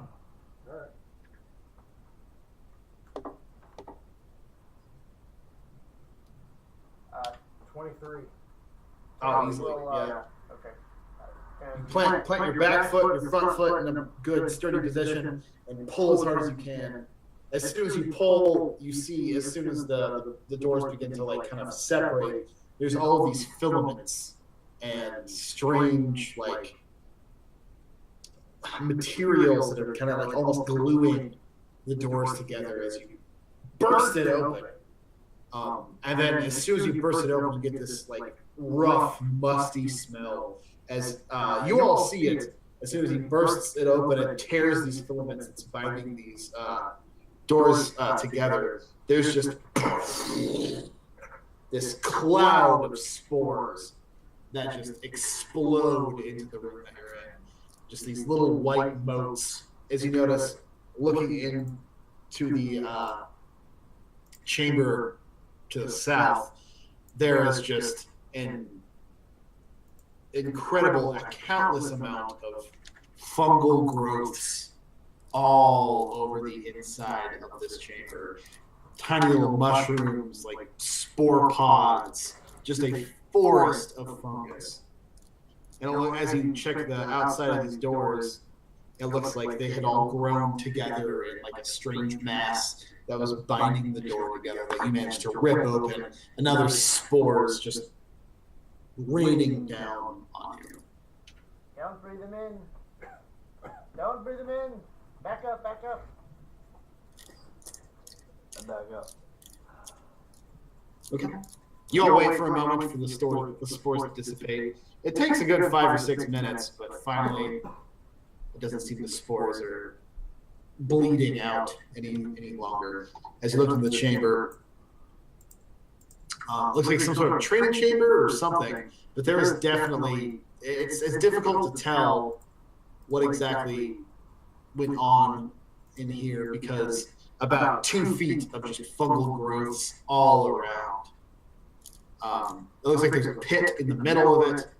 It looks like it exits to the east into the bridge that you saw earlier, and it looks like there's another door to the south as well. When you say all around, does that mean that the spores have like settled onto surfaces? Mm-hmm. How about on the walls? There's just mushroom caps all along all of the walls as well.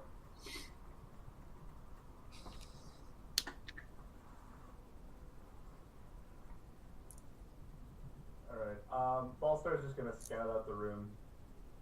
Okay. Get a- Scorpion form. Yeah. All right. Put yourself where you want to be. I'm just gonna go in a circle around the room, see if I can sense anything. Like chamber-wise. Okay. Like any other... Yeah, you don't really make a lot of noise. There's not a lot of echo in this chamber. There's this large pit that seems to have been carved somehow or for some reason in the middle. It's about 10 feet deep. You don't make a lot of noise just because you're stepping on these mushrooms that make a really great sound when you smush them. You just kind of go smurp, smurp. Just this like really like satisfying just smurp sound as you just kind of like tread on them. Ballstar grosses himself out at the thought of a giant scorpion walking through mushrooms. You make a circle, you said? Just kind of a lap around the room, yeah. Just scoping it out, seeing if there's seeing what I can see. You see, particularly along the southern edge, there is a large growth of purple fungi. Everywhere else, there's a concentration of any different color you can see. I guess you have blind sight. You can see inside of the pit. There seems to be a large fungally growthed carcass something that is impossibly big for it to be dwarf or like humanoid sized at all. There's just a large carcass down there that is covered in fungal growths that something's down there and something died down there, but it's definitely not human size or dwarf size.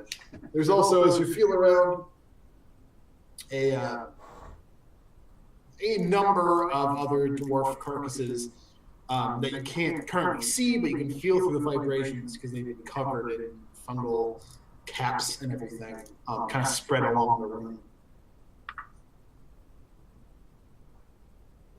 Without going down and really investigating further, you're not really sure what the body at the bottom is, but. Okay, can I investigate the purple mushrooms? Okay. You get kind of close, pretty much to the middle of these circular pillars to the south they begin. And they're basically blocking the door to the south? Yeah, they're much taller. They're much more pronounced than the rest of the fungal growths in the room. Okay.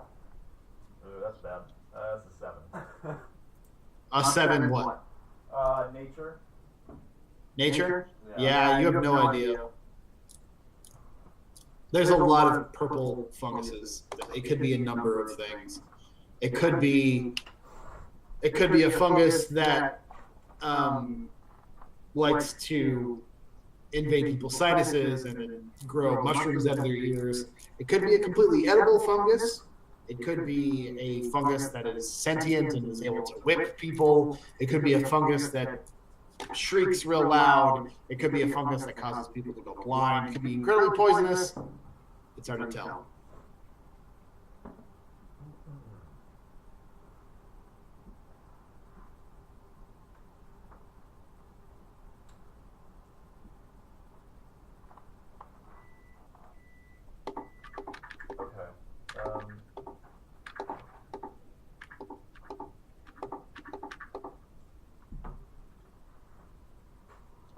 I guess you said it's a 10-foot to the pit in the middle, right?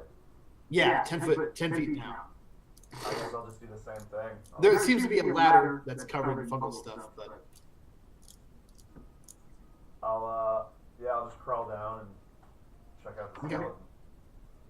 You down to the skeleton, climb down the ladder, get down there. Roll another nature check for me to see if you can, a nature or medicine, whatever you want, to see what kind of body this is. I'll do nature. That's going to be a 22.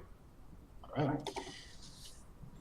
The structure itself seems to be one singular giant skull, maybe 7 feet in diameter. The skull is huge itself. However, instead of 2 eyeballs, like 2 eye sockets, there's one gigantic eye socket. It seems to take up a good 70% of the whole skull. There are very, very gnarly looking teeth and a series of flaccid skin that grows all over the top of this gigantic skull that seems to have their own kind of weird sockets as well. Something very much not human at all. It's defo dead, right? Like. Well, you see this, and you can immediately, with your nature check, determine that this is something that's called a beholder. Yeah. There is a giant fungal growth, decomposing carcass of a beholder locked in this pit. Oh man, is there anything I can salvage off it? Say what? Is there anything I can salvage off it? What are you looking for? Oh god, I don't know. Any bodily remains that don't look too decomposed. I mean, it's there's not really a lot of meat to it at this point. It's just kind of like a lot of bone and a lot of fungus. Okay. All right, that's fine. All right, I'll Can I do a general investigation? Is there anything else down here? Sure, if you want. Alright, that's a bullshit 9. Yeah. There's a couple other bodies of dwarves, but nothing else that you can see. Alright, I'll crawl out. Okay. You crawl up.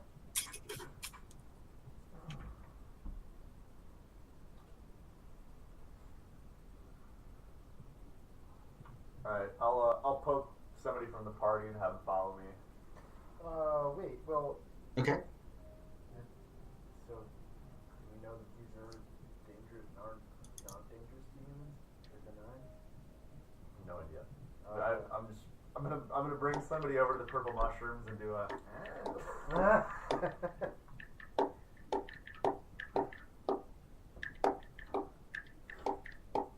How Who you far is bringing? it- How far is it from one edge of the mushroom room, to the other end?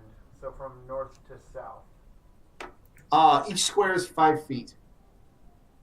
15, so 75. I look to Alan. Hey, Alan, you want to try to? You still have a bow? You have a bow. I have a regular bow, yeah. You want to try to let an arrow go tied to some rope? Oh, yeah. Hit the other end of the room. Maybe we can, like, I don't know, crawl on it so we're not actually hitting a surface. I think I'm pretty heavy to be held up by an arrow, but yeah, it's all you.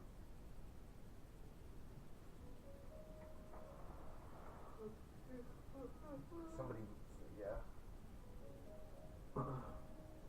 Try it.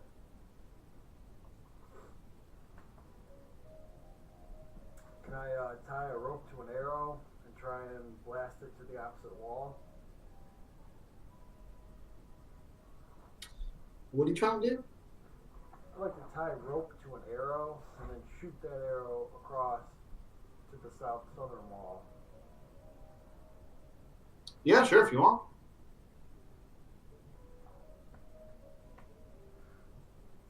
Just do an attack roll. So where are you standing? At the mushroom's edge. Okay. Well, Ballstar climbed out of the pit, dragged on off with him, right? Oh, yeah. Alan Greenspan is at the edge of the pit. Is everybody up still in the common room? I'm just gonna lay it on the outside. Yeah. Good. Terrence Barbolina? Okay. I have an empty jar. I try to scoop up a mushroom so I can feed it to Trud and see if it's hurtful to any living things. Okay, Trud is pretty far back, but you scoop up a mushroom. Alan Greenspan loads his bow and thunk shoots an arrow towards the door to the south. As soon as the arrow lands and hits some of the violent fungus, a shriek begins to emanate from some of the larger caps as they begin to shake and air flows through them. And there's just this huge sound just begins emanating throughout the chamber and piercing all of your ears. Doesn't do any damage or anything. But as soon as that happens, I need everybody to roll initiative, please. I've got a great idea. I'll get the fuck out of this room, go up there, put the beam, put it back on, stop and glue the shit out of it, and then throw another lever. Wait, take a what? Escape to the north, close the door, put the beam on, stop and glue, and just fucking leave.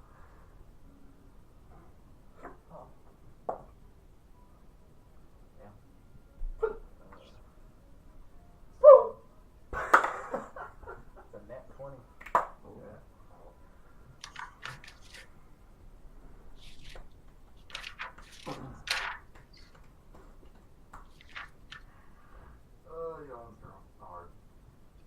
Okay.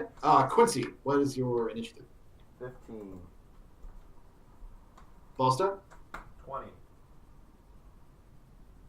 Terrence? Ocho.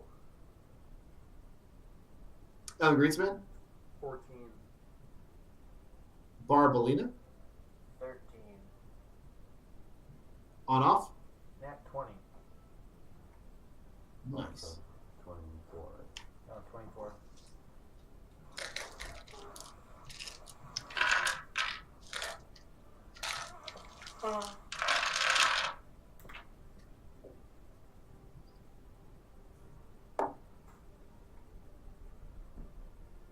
Okay.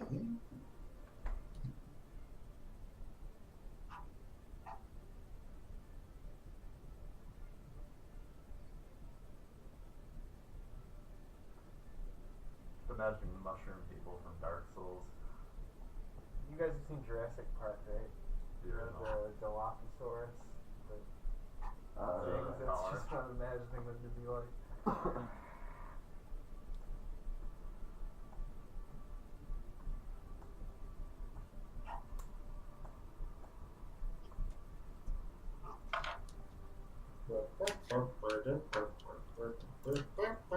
One moment.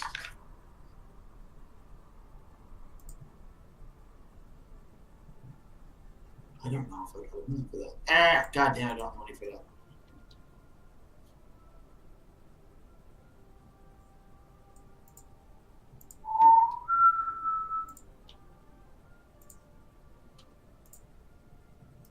Excellent.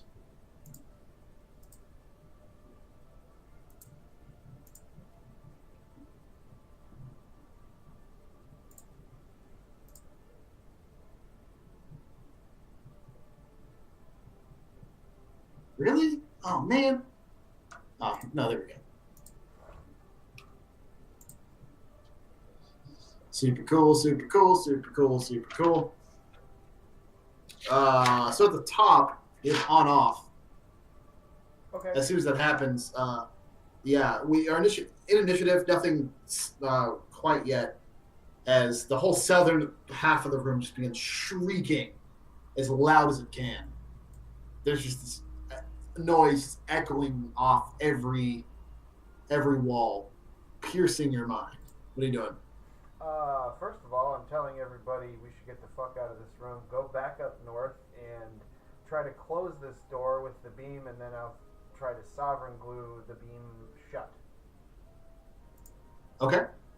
So I'm gonna make a mad dash north behind the door. Put yourself on the map with your movement speed. Why are you doing this, you piece of shit? Please do not do that. Okay. 10, 15, 20. I'm guessing the doors go out this way. Say what now? I'm guessing the doors go out this way. We pulled them, so yeah. Okay. I'm gonna right here. Wait, here. 5, 10, 15, 20. 25. I guess I'll use other action to dash.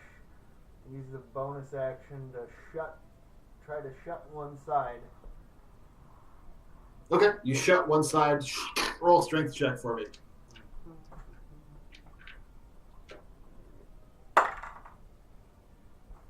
It's a 10. Not quite enough, unfortunately. It's just a little bit stuck with all of the fungus still growing on the other side of it. So that was Tell everybody a to help. Help what? shut this. You have anything else? I tell everybody to just help shut this thing. Okay. This will take us to Ballstar. I'm gonna pick up Alan Greenspan and just scoot up north. Okay. You pick him up, scoot up north, move yourself where you want to be. 10, 15, 20, 25, 30. Picking up Alan counts as my action, right? Yeah.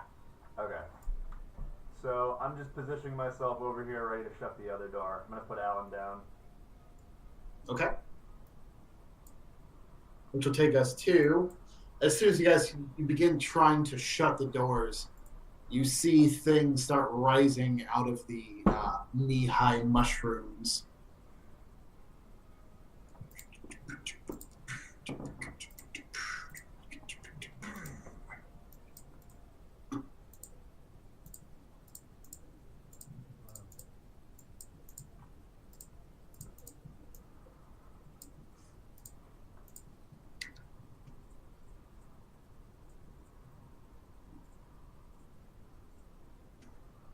these three just like skeletons that are just like infused with tendons and ligaments that would allow them to move. Skeletons just fused with fungus rise up out of the fungal growths and begin shambling their way towards you. Okay. 10, 15. 5, 10, 15. 5, 10, 15, 20. Let's see. Anybody got a force point? Anybody?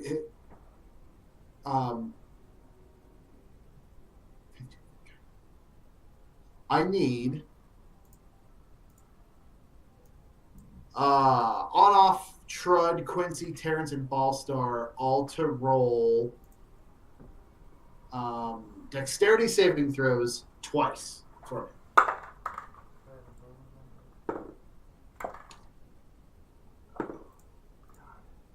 Karen's got a 5 and a 6.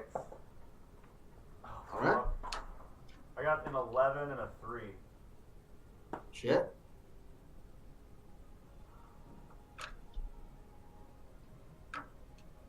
Dave, Hold on. did anybody roll for Trud? Yeah, Trud got a 19 and a 14. Damn.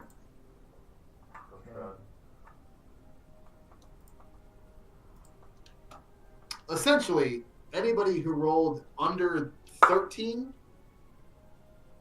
takes some damage. If you rolled under 13 twice, you take a lot more. Okay, the first one was a 15 plus 8. Okay. Plus 8. Okay. So you take half damage 23. from both of them. That was a 23 on the first one. Okay. And You take then- half damage from both of them, Dave. Okay. Everybody else, let's see. Let's roll for the first. Did you use evasion on that? Just dexterity? Yeah, that's what I was. When rolling a dex saving throw, take no damage on a success, only half damage on a failed save. Oh shit. Okay. So anybody who rolled under 13 takes 34 damage. If you rolled over above 13 for the first one, you take half damage. Dave takes none. This is acid damage, by the way. As the second one, we'll go ahead and roll that. Holy shit.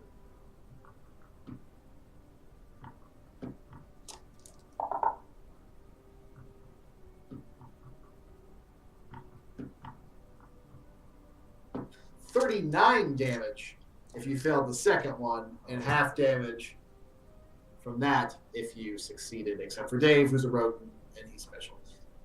So acid damage. As they come out and they exude this acidic fungal breath among all of you, everybody that they can see. And then the third one, what does he do?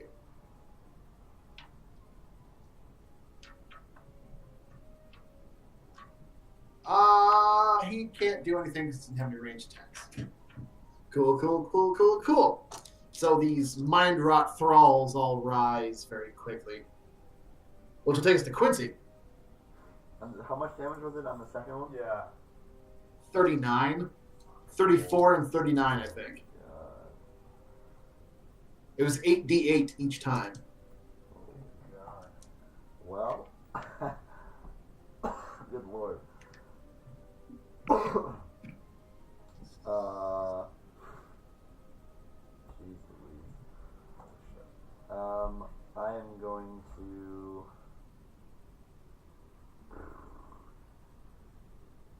So these guys are right in front of me, huh? Uh-huh. Alright. I'm going to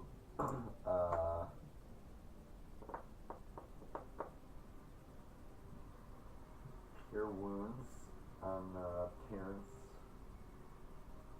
at a second level.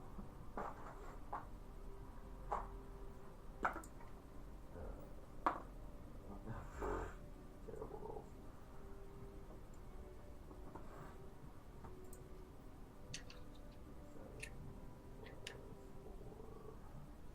you heal for 11. I will then also healing word him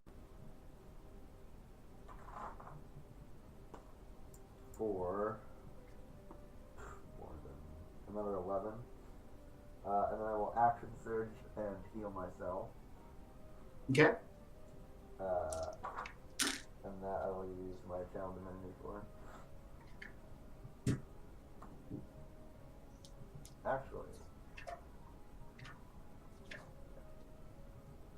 are these things like skeletons? They are skeletons that are given movement through fungal growths that seem to act as muscles and tendons that are enabling them to move. I got you. Alright, that's all.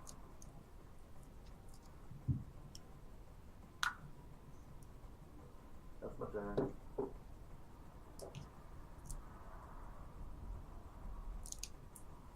That's your turn? All right. Take us to Alan Greenspan, facing down mind-rot thralls from the back. Yeah, I'll just advance and slug one of them with the sword twice. Okay. You can kind of squeeze in between Ballstar and Terrence, but they're going to have advantage to hit you because you're squeezed. Yeah, alright. Okay, so first attack roll is 16. 16's a hit. Cool. The damage is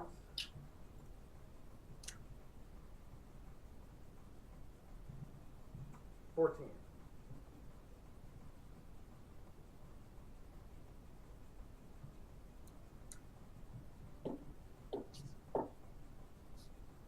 So I'll swing a second time. How much was damage? 14. 14? Okay. Second attack is 23. That's a hit. Damage is 8. 8. Yep. Alrighty. You do a solid 22 damage to them. Manage to cut them and break some bones, but those fungal filaments are still keeping them together. Which will take us to the next initiative. When you hear a rumble from the pit in the middle of the room, as rising in the middle of the pit is a floating skull-like head with a large opening where an eye would be and several eye tentacles around its head flopping about, just still full of fungus as it just rises out a beholder zombie. Goddamn. Can we make Welcome to the second tier of play, gentlemen. So first of all, I need somebody to roll a d4 for me.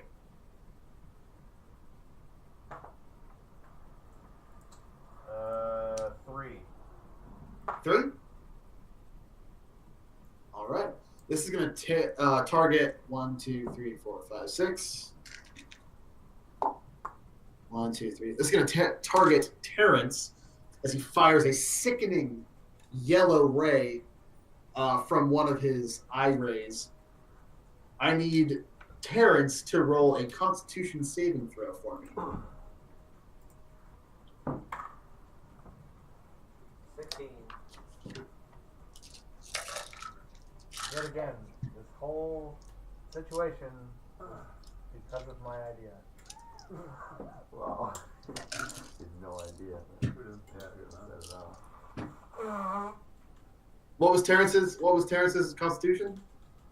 16. All right.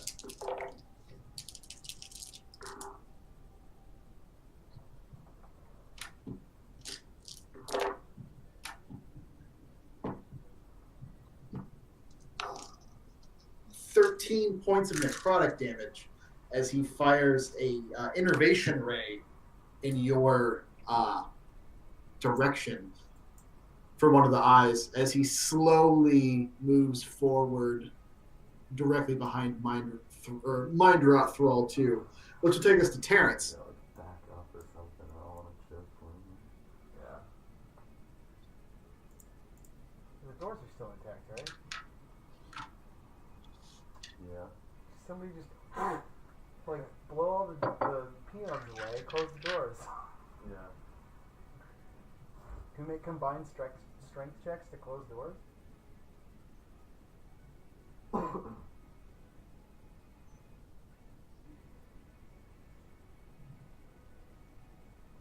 No, store's closed. It's on-off's turn. What are you doing? Like I said, Terrence. Yeah, you said Terrence. Is Oh, I'm sorry. does Yeah, that I need to forgot get a Terrence. point of inspiration? I'm gonna cast Tidal Wave. Oh, hell All right. What does that do? Wave of water goes out 30 feet from me, up to 10 feet wide, so it'll take up the entire doorway and proceed from me into the room. They need to make dex saves, and then there's All damage right. roll. Beholder Zombie gets a 17, which is a failure, I think, right? It's a fail, yeah. Mind Rot Thrall number 1 gets a 2. Mind Rot failure gets natural 1. Mind Rot Thrall gets number 3 gets a 14. Alright. So they are all pushed back quite a bit, right? So they are knocked prone, and they're going to take 4d8 bludgeoning damage. Hell yeah. That's great. So I'll roll damage. All right. And then I was hoping that would slam the door shut. I don't think so. It doesn't say anything about forcing them back or anything. Unfortunately, in the spell, it doesn't say about pushing them back. It just says like knocking them prone. So I'm gonna say no. It doesn't automatically close the doors.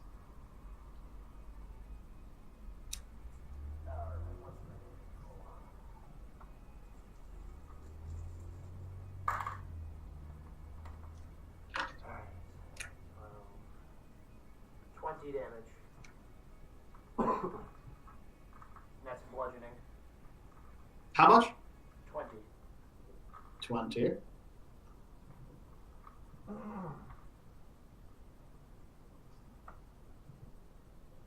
Alrighty. Yeah, you call up a huge tidal wave, sploosh it through the door. It hits all of them, and they're all knocked prone as they begin standing back up. Not gasping for breath or anything, seeming that they don't breathe. But they all look slowed for the next round or so. I'm going to retreat up and kind of duck behind the fireplace. Okay, put yourself where you want to be on the map.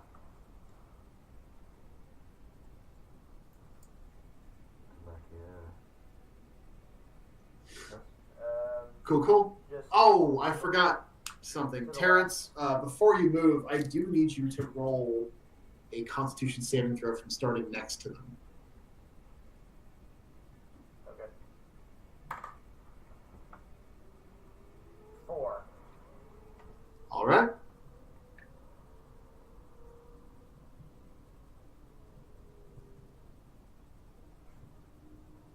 From under No immediate consequences, but you do manage to move back to where you would like.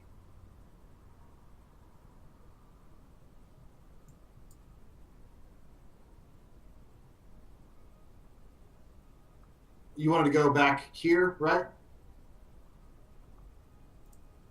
Just on the opposite side of the fireplace where Barbolino's standing. Okay. Which will take us to the top of the round with on-off. On-off, I need you to roll a Constitution saving throw.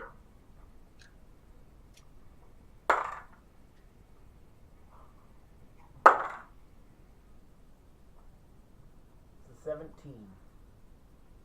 Okay. No immediate consequences. What do you want to do? close that fucking door. Can I get a combined strength roll with someone else? I would say you and Trud can do it. I'll give you advantage if you and Trud both want to try. Alright. I'll put Trud right after Quincy. How's that sound? Sure.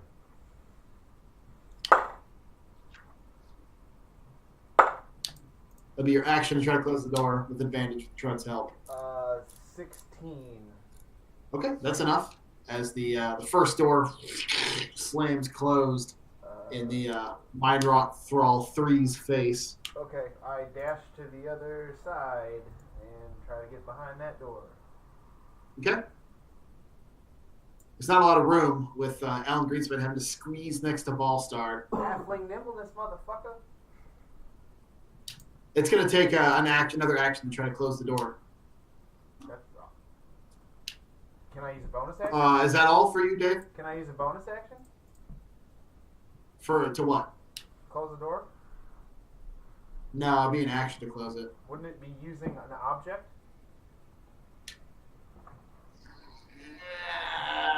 No, because like using an object is like using like a wand or something, not closing a door door. is an object. Oh, right. I forgot. Okay, well, It's like something. I'm chilling in someone, like, in between someone's legs. Okay, that sounds fun. Behind the door. Take us to Ballstar, the Scorpion. Ballstar, I need you to roll a Constitution saving throw. I got knocked out of Scorpion for him. Actually, fuck it. Wait. You know, hold on. Oh, you're not a Scorpion anymore? Yeah, I got knocked to a gnome. No more Scorpions. So nobody's squished. It's fine. I didn't use... I used a movement, right? I did not use a bonus action yet. Correct. Lighting a mortar shell pointed at one of the zombies' faces. Alrighty. So then you have to make a dex throw, which they'll have disadvantage on because they are prone. That's a crit and a 10. And the 10 does not make it. Total of 12. So what was the damage on the mortar shell? I don't remember. We'll say 2d8. 2d8. 2d8 fire. That's 12. Okay. Which one was that? Number 1, 3, or 2? The one closest to me. Okay, number 1. You said 12 damage? 12 damage. Alrighty. You throw a mortar shell, explodes in his face. He's a little bit on fire. Which will take us to Ballstar. I'm gonna cast Gust of Wind through the door. Okay. Just blow everybody Try to back. blow him back. Blow everybody back, yeah. So yeah, 18 strength save. Ready?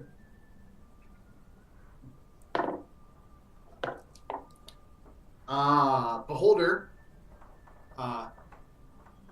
fails. Mind Rot 1 fails. Mind Rot 2 fails. Mind Rot 3 crits. So Mind Rot 3 is fine. How far are they pushed? 15 feet.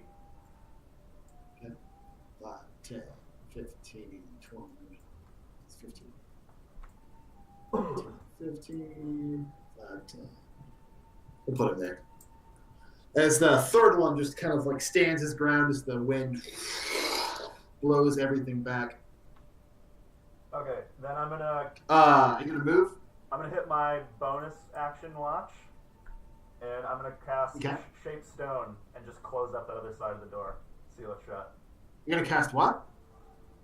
Shape Stone, Oh, so you're just gonna like. seal the other Seal side it of up the door with stone. shut with the door that's already shut, so it's just not All right. moving. Awesome. Yeah, the other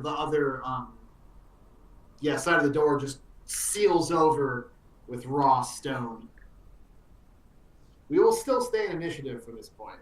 And As 3 is still on the other side of the door, but I'm just gonna run away.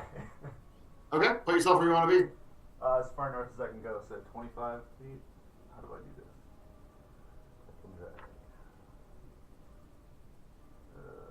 One.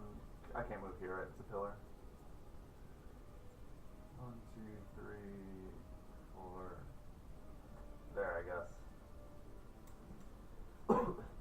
Okay. All right. Mind rots. Mike, would you roll a d6 for me, please? Sure. 3d6. What was the first one? First one. What incarnation? 2. Okay, 2, and then what? 4. Okay. 2. 2, 4, 2? Yeah. All right. Mind rot thrall number 2 gets his acid breath back. As they desperately try to claw at the walls, you guys hear scratching noises from the other side of the wall as they all move up. Scratching, trying to get their way through the door. She'll take us to Quincy. Oh, alright. I will use a bonus action to heal myself, but I will kind of scoot by Trud to the side of the door, and if they break it open, I want to hack them up. All right. So your action is to, if something comes through, you're going to hit it? Yes. All right. So it's Trud's turn. What do you want him to do? Trud will, I'm going to stand back here, and, I'm going to ready his, tail whip thing or whatever. And if, His tail spike? Yeah. He's just like kind of standing guard. If someone needs help, he'll like kind of go up and pick him up or something. I don't know. Okay. Which will take us to Alan Greenspan. What you doing? I think I'll just retreat. The door's closed and currently being knocked I think I'll and just trying to scrape on the other behind side. a pillar and ready a couple of arrows.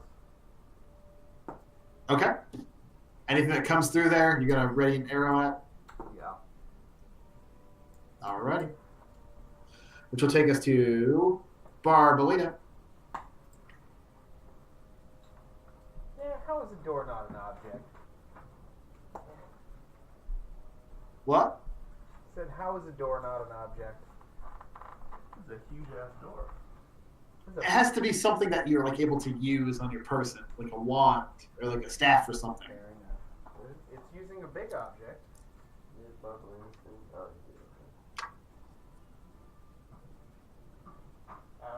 Okay.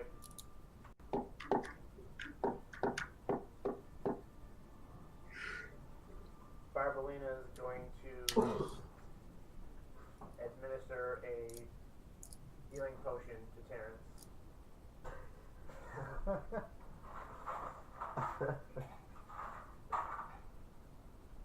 You healed for the stuff I you healed know, for, right? pudding and ice cream? What is bread pudding? It's like a custard. It's kind of nutmeggy, cinnamon. Heat it up and then put ice cream. I'm sorry. What is Barbalina doing? She's gonna give Terrence a potion and then back up farther. Yeah, that sounds good. Okay. Back up. Which will take us to the Beholder Zombie. You guys, the door is kind of being weakly knocked on. At this point, though, you guys hear from the other side of the door a eye ray, a sickly, bright green eye ray that you've seen before, cut straight through the stone door and disintegrate it. As the Beholder Zombie casts Disintegrate on the door and stays back behind. Let's take us to the top, or not, back to Terrence. As anybody who readied actions now sees the Mind Rot Thralls begin to march their way through to the north. Oh, hell So yeah. anybody who readied actions has their thing to do. Pack 'em up, pack 'em up. That only gives me one extra. 14 To which one? to either whatever one's closest to Number me. 3? 3. 14 is a miss, unfortunately. Okay. Second one. Just managed to get out of the way. 28. To attack? Yeah. Oh, that's a hit. Alright. So is I will make that a maneuvering attack, But if you do that attack with this, it just adds that. and I will get damage is already on off. output same. You can move. You're gonna what? So I'm gonna do a maneuvering attack and allow on off to move without getting hit Okay. by opportunity hit. All right. He can move half his speed. A little more kick it. How much damage to the number 3? Yeah, so I'm rolling right now. Whatever attack power you put into it, Yeah. uh, 15.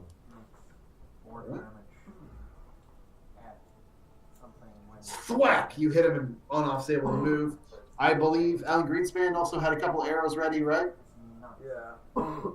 Which one are you attacking? What's the nearest zombie? The Beholder zombie? No. 1 and 3 are in the doorway there. I'll target number 1. All right. Is the whole Do your thing stuff. busted, or just one side? Like there's a door in the stone side. If you hit I don't know. But you're, the 2 attack rolls are 18 and 3. wouldn't that work? 18 is a hit, 3 is a miss, unfortunately. You get your bonus. I don't have a bonus on a regular longbow. Yeah, you do. I do? What is Yeah. it? Your dexterity plus your +1 to attack, but not +1 to damage. Oh no, he didn't get. And that. it is not magical damage. He bought a regular bow. Yeah, he bought a regular bow. Oh, okay. How'd you roll a 3? That's plus impossible. +8. That's your dexterity plus your proficiency. Oh. So +8. Okay, so it was 26 and 11. Okay, 26 hits, 11 does not. Okay. So damage. How do I calculate damage? Oh, this is a D8 plus your dexterity. Okay. 6, that's 12. Okay.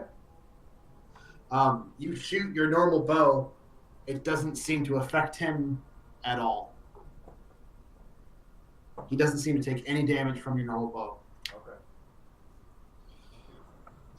Which will anybody else have any other actions that they had saved? Trud did. Yeah, do your tail spikes. Does he just do one of those or? Which one is he doing them on? 1, 2, or 3? Number 3.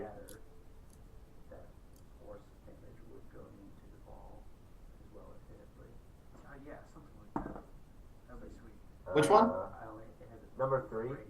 That's a Okay. 24 It's a hit. for 9 damage. Okay. Again, it seems to hit him, and the effect is not very potent. Got it. Which will take us to They might be moving. So I could just hit the ball. that was the Beholder's turn. It would have to end up. Terrence. Yeah, it would have to end up. Terrence's turn, right? So there's the Beholder, Disintegrate, Mind Rot Zombies did their thing. And then as soon as they moved in, and then it's Terrence's turn. So I kind of gotta go now, I guess. Let's hold on for a moment. Terrence, what you doing? All right. Let's see. All right.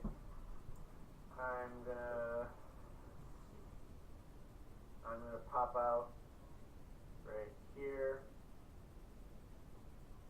and cast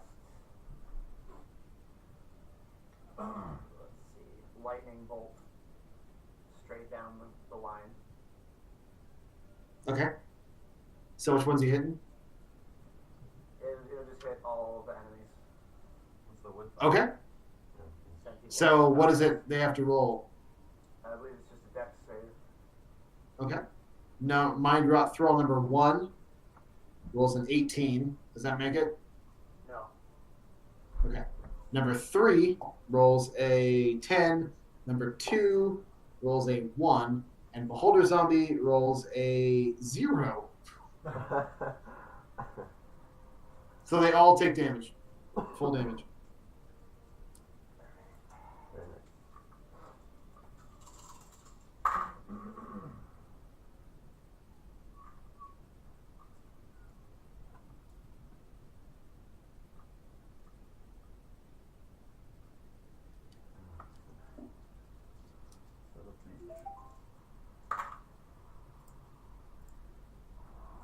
They have a 34.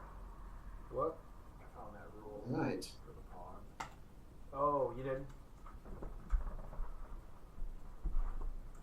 like these two pawns haven't moved at all. If I moved up one, then the black one could kill it. So there's no way to do that. So it's like move up two. It's safe. Mind rot zombie number 1 falls in a crispy lightning Okay. pile. Just Just advanced. falls down. Everybody else seems to be doing okay. Never seen it come up. You gonna move for anything, Terrence? Never seen that bitch. Yeah, I'm gonna fall back a little more. Okay, put yourself where you want to be.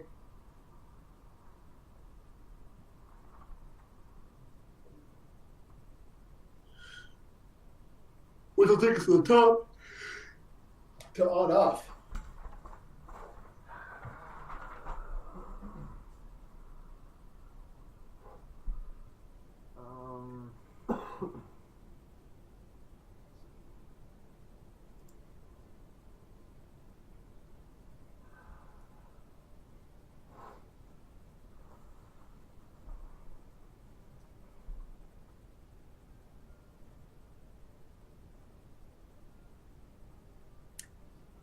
What you doing? Yeah.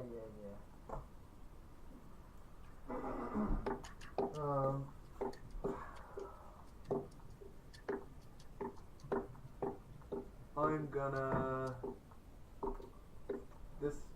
the wall right in front of Mind Rot Thrall 3 is broken. Right there is an open passage. Both of the doors have been disintegrated by the beholder. Right.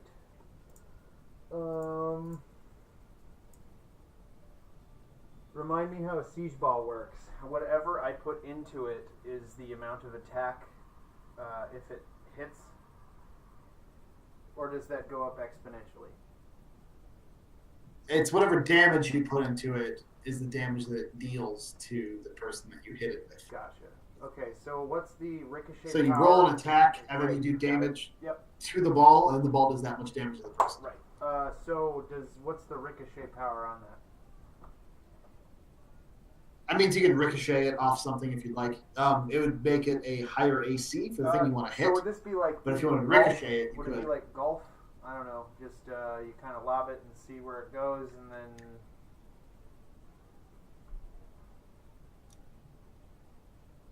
So what's your hope here? You trying to hit something? Trying to hit something and have it stay. Is that not the way it's The gonna siege work? ball Yes. stay? I still didn't hear you. Yes. Okay. So who are you trying to hit? Will it ricochet and stay, or will it stay? It can ricochet if you want it to ricochet. I don't want it to ricochet. I just want it to go where I want it to go. Is that not a thing? That's what I just asked you. Where do you want it to go, Dave? I want it to hit something and stay somewhere. Where and who? I don't want to let you know. That's the whole point. No, the whole point is that I am the game. You gotta tell me what you want to do, man. But I want to fuck you over. I wanted to hit this dude and then hit this dude and stop here. One more time. I I want it to hit Mind Thrall 3, and then ricochet off the wall, and then hit Mind Thrall 2. And stop. Okay, you're not gonna be able to do 2 attacks with it. I'll say if you roll high enough, you can do it. But it'd be a pretty high roll if you want to hit both of them in one hit.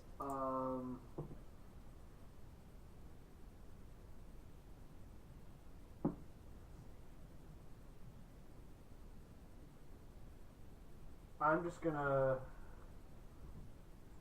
go here, fire off the 5th level fireball shotgun down at the beholder. Okay, it's gonna hit. It's gonna be a 20-foot radius in all directions. Where are you pointing the center of it? Okay, if it's a 20-foot radius in all directions and it's still going down this way, does it still work? If you're gonna hit the beholder zombie and still go 20 feet, yeah, still go 20 feet in all directions. 10, 15, 20. If you hit the beholder zombie, it'll be what 5, 10, 15, 20. It'll still reach into the room that you're currently in. Okay, but it's not going to go 20 feet this way, right? Because there's walls. Correct. Okay, I'm sitting right there. But it'll still spill into the room that you're currently in. I go back a square. Yeah, shoot it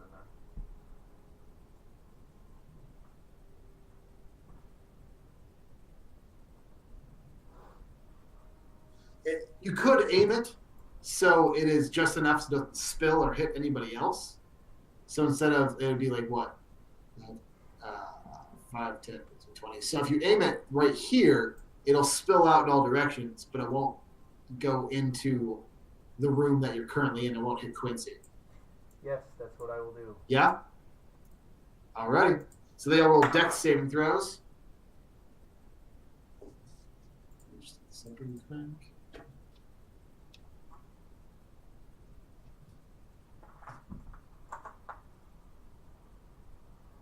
Level 5. It's 2 additional dice, right?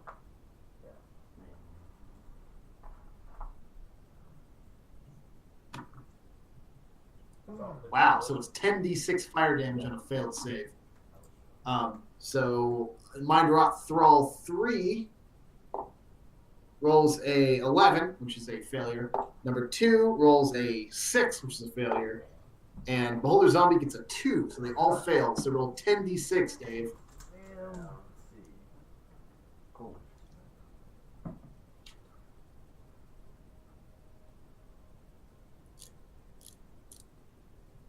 It's 34. Damn.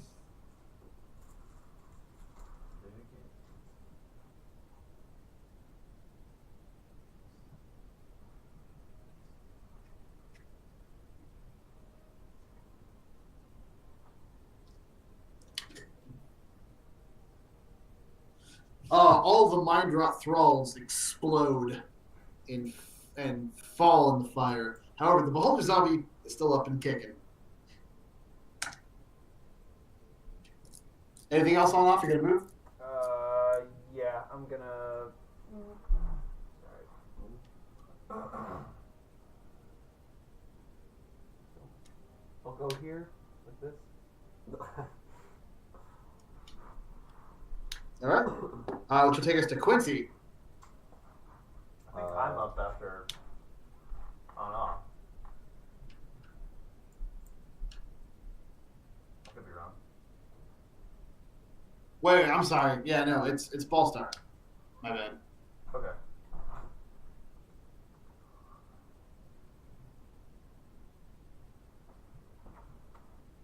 Alright, I'm gonna cast Who was that? yeah. I'm gonna cast 311 on the beholder. I'm gonna do blight. Amber is the color of his energy. I'm gonna do blight. What? It's like a mushroom. It's alive, so it's probably not necrotic, right? This should work. I'll heal it. Do you think it's a bad move? Necrotic on dead stuff is not a good I mean, it's not dead. It's like animated from mushrooms.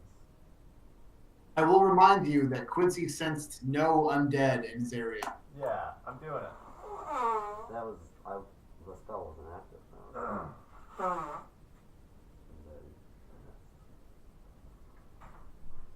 But yeah, do you want? I'm gonna do it. I just think it's gonna work. All right. So it gets to roll a saving throw. Constitution disadvantage? 18. That is a total of 3, and you also do maximum damage because it is a plant zombie. All right. What is the maximum damage that Blight can do? 64. Fuck, yeah, it's dead. It's super dead. Whoop, whoop. You throw out, it's because it's not technically a zombie, it was a plant that overtaken its form as it just shrivels up as all water is just sucked out of it and just boom, with a heavy thud hits the ground, and there's a large streak in the mushroom forest in this room where all of the plant life has just died in a lightning bolt area from where you blighted the beholder zombie. Whoop, whoop. Juggalos. Yay! Now's probably a good time to take a 5er if you want. Sweet, sure. Yeah, yeah. You've got to trust your feelings. Yeah, because it's undead. See, whenever I'm trying to play this, I'm always trying to do it like a lawyer questioning a witness, and I just want him to say yes or no questions so that I can just fuck him over at the end. That's not how So this it works doesn't- at all. It totally is. Can this go here? Yes. No. Can this do this? Yes. No.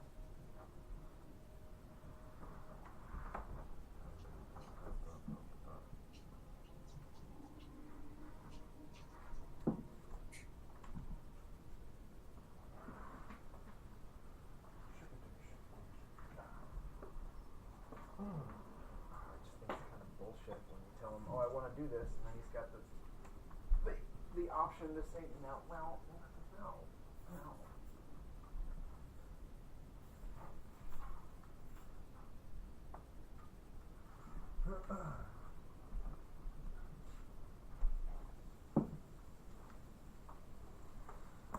I'm of the opinion if you don't tell the DM, it doesn't happen. You know what I mean?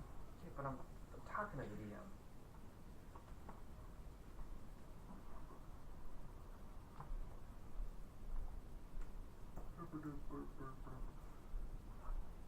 Should we like try and kill this big ass mushroom?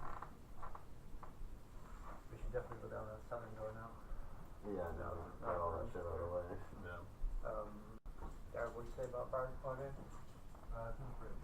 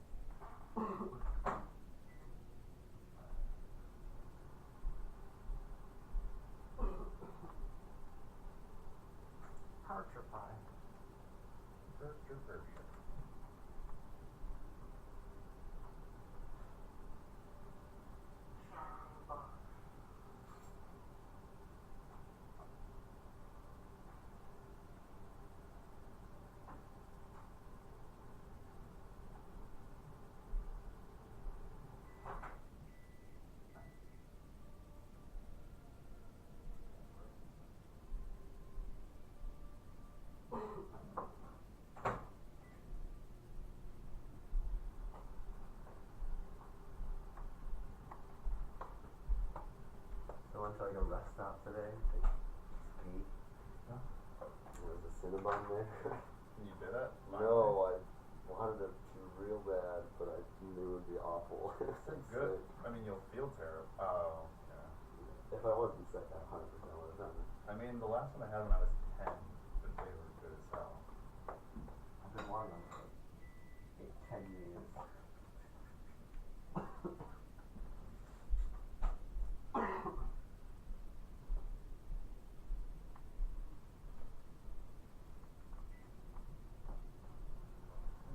Gotta go in frail old lady's house. I'm not trying to not get too deadly sick.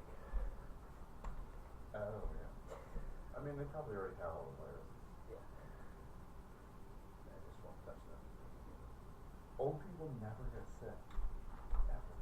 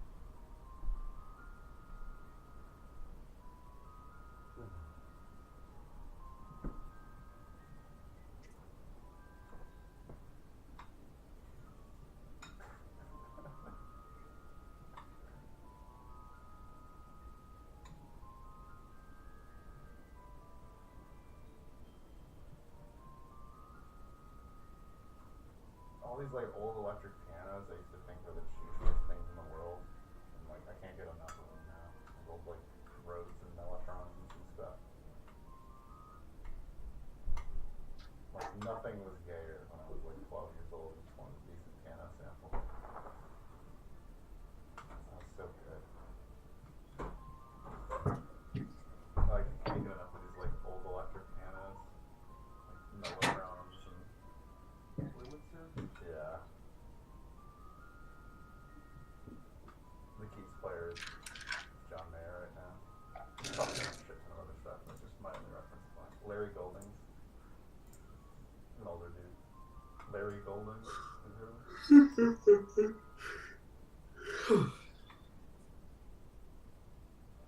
like stuff. If you want to make Paper Mario. Yeah. I was just saying, like, when I was like 10, like, I hated that shit. Like, all those, like, cheesy fucking pianos and stuff. I can't get enough of them now.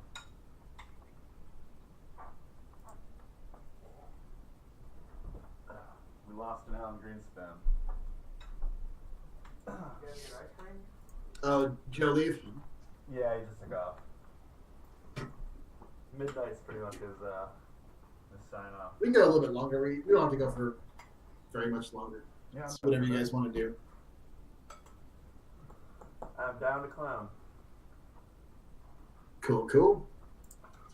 So, yeah, you have this chamber is open to you with the mushroom forest. There's still all the violet fungus that has stopped all of its shrieking.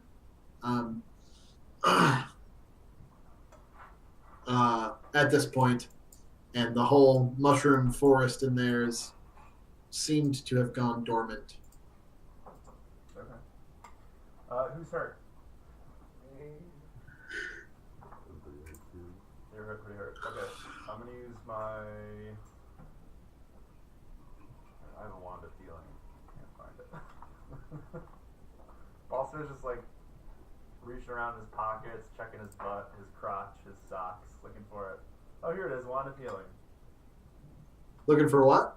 My wand of healing. Okay. And, Terrence, you feel kind of sick.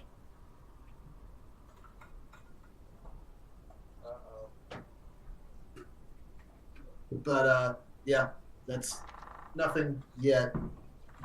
I'll cast lesser restoration. Okay. You do, and Terrence, you feel much better. Mark that spell off. Yep. Best to nip that in the bud. Yeah, must be. Surprising, right? Nip that right in the stalk.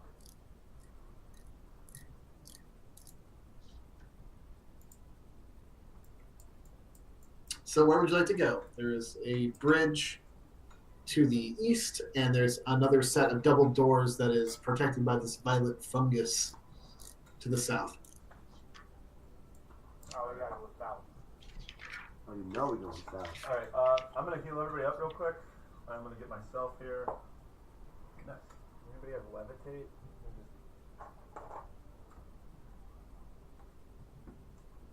One of the things Barbolina can take at the last level is you cast levitate on yourself at will without expending a spell slot. That's amazing. You just always levitate. Alright, who wants healing? I do. Alright, I'm gonna get Terrence. Hell yeah. Add 13. Where you at? That'll help with the Plus 13. Need a pencil. Sorry, John. What are you guys rolling? I'm just using up my healing wand charges to heal us up. Okay. I'm still down 25 until I can take a rest. Okay, take another 7. What are you at, Quincy? I'm down 44. Okay. Terrence, can you do an Arcana check on Take 7 plus.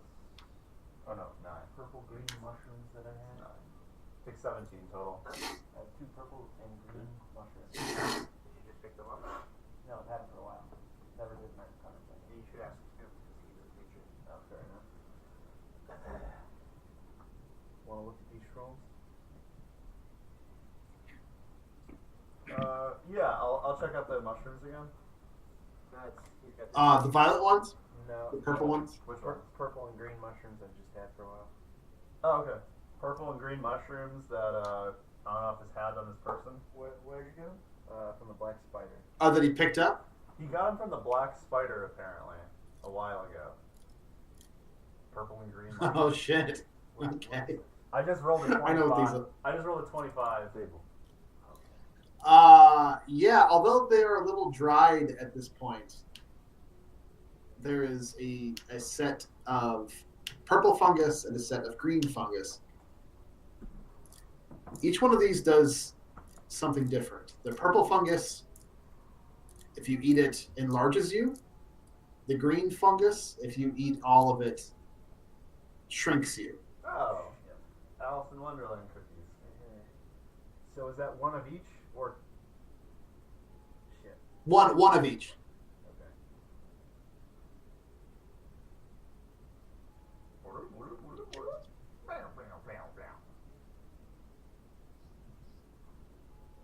Gonna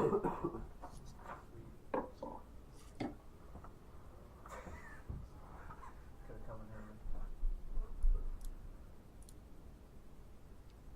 Just watch the girl. Look at Cameron, both of the girls.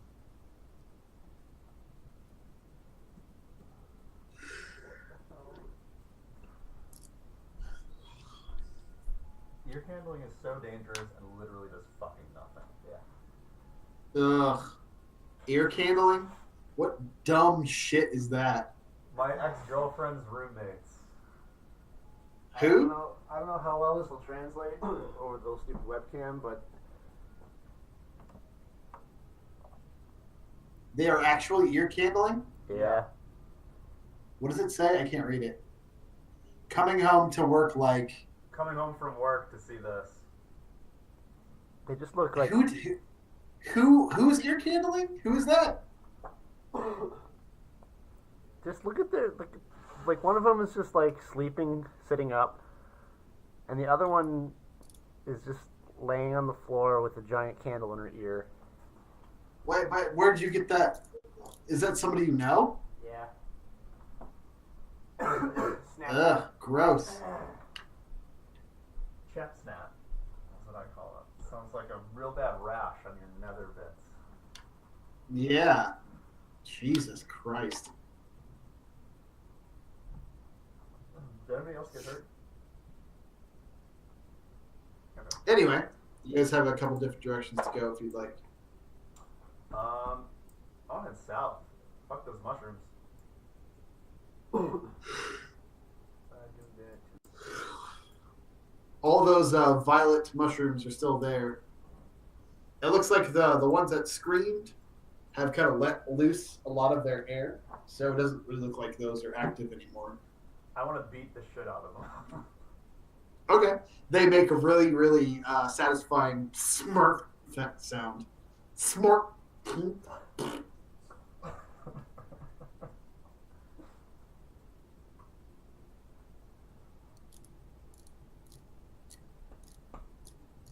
The door to the south is again overgrown with a series of fungal growths, much like the door to the north.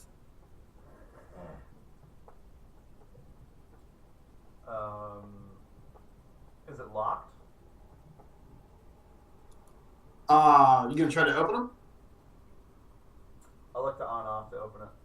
I try to open it. Checking for shit. Okay. You try to open it, and it seems not locked, but it's definitely held together by all of the fungal filaments on it. Dun, dun, dun, dun, dun, dun. These look like live fungal filaments. I'll try to strengthen up. You gonna try to what? Just pull as hard as I can. Okay. The 16. 16's enough. You kind of managed to rip them all. It looks like there's a series of like veins and like the fungal just things that seem to all kind of grow to its like a little weird grid pattern underneath this door that you kind of rip free, and it seems like more of the fungal like tendons and everything just kind of rip apart as you rip it open. This room again is completely dark. However, there is dim light coming from the center of the room as a single pulsing red growth in the middle, about 10 feet wide, 10 feet in diameter, full of small wrinkles and other like brain-like lobes in the middle. There's not like any caps or anything in here, but the whole floor is just completely littered with these growths that seem to all go into this center growth that kind of look like nerves almost. The second thing you see with this thing is again pulsing this kind of like dull red, much like the ore outside. You see 4 floating things just kind of lazily drifting around the room, levitating. It looks like they all have a central large eye and other eye stalks coming off of their heads. Oh, Lord. The beholder birther chamber. Maybe. Who's good at surgery and can redirect the current into itself so that it eventually dies?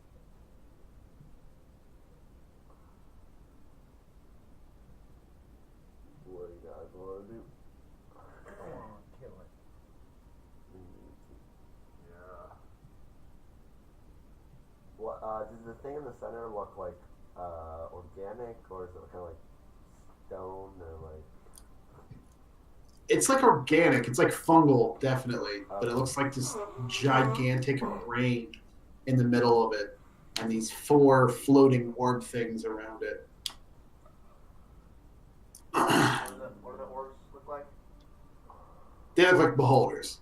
So, mini beholders. Can we trap all of the beholders in like a little cube? How big are they? Individual cube. And stab the brain. How big are the ones floating around?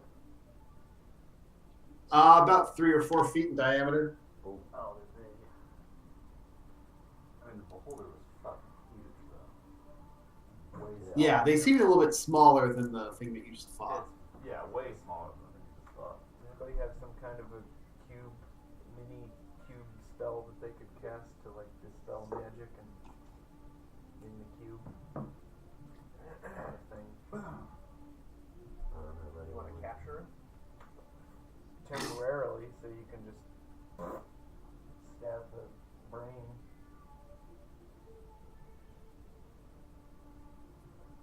Sounds alright. What? This music is good. So it's all very like fungal in here, right? Still. Yeah, but it's not like caps like this room. It's like the whole floor is littered with a series of, it looks like, nerve endings.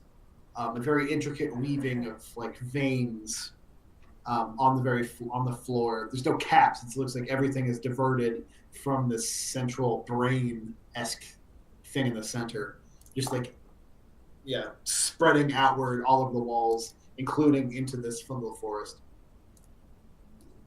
Oh, wait. Okay.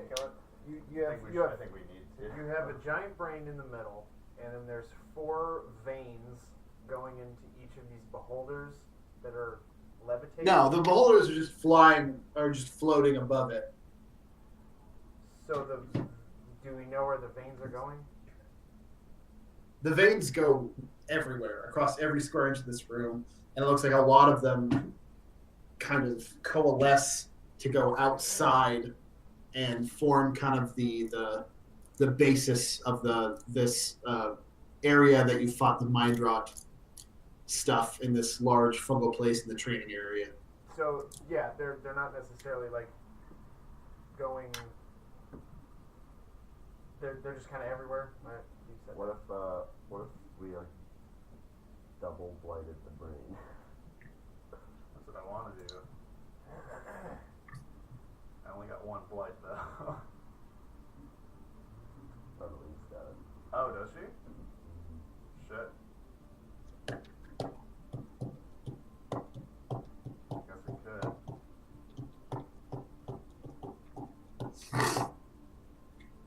What are we gonna do about the beholder babies then? I'd say kill those first. You know? I feel like you kill the brain, then those little guys won't be able to do too much. Yeah. Do they notice any of us yet? Are they just flying around doing their thing? Can we execute the plan? To kill They're them just all at floating once? around the head, just aimlessly, it looks like. Very slowly. Doesn't seem that they've noticed you. Make some sort of trap. Can you be still? Are they all fungal too? You roll a perception check. Yeah. 23. Perception. Yeah. You take a closer look at these things. They look like beholders, like in shape, in silhouette, but they're not. They just kind of look like balloons, like strange balloons that kind of look like beholders. As you see at the very back, something birth as something just kind of like inflates.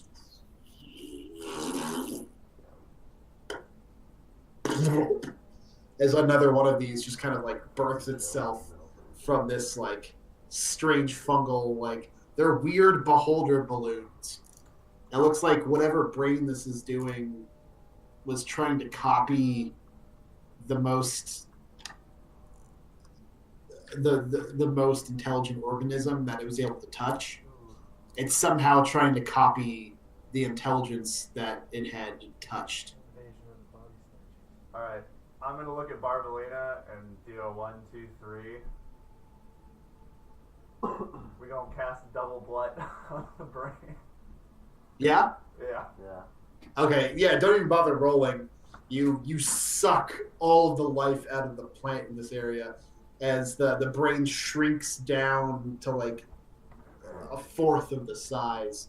The musty smell is still there, but the pulsing red eventually grows dimmer and dimmer. As soon as that happens, the four floating beholder balloon things just kind of pop, and spores just the whole area. Get out. Yeah. I agree with that. They swirl around there for quite a long time. I'm gonna shoot some flames into the room, see if I can toast them up. Okay. Pretty easily. After about a minute of doing that, most of the spores have seemed to have been taken out of commission.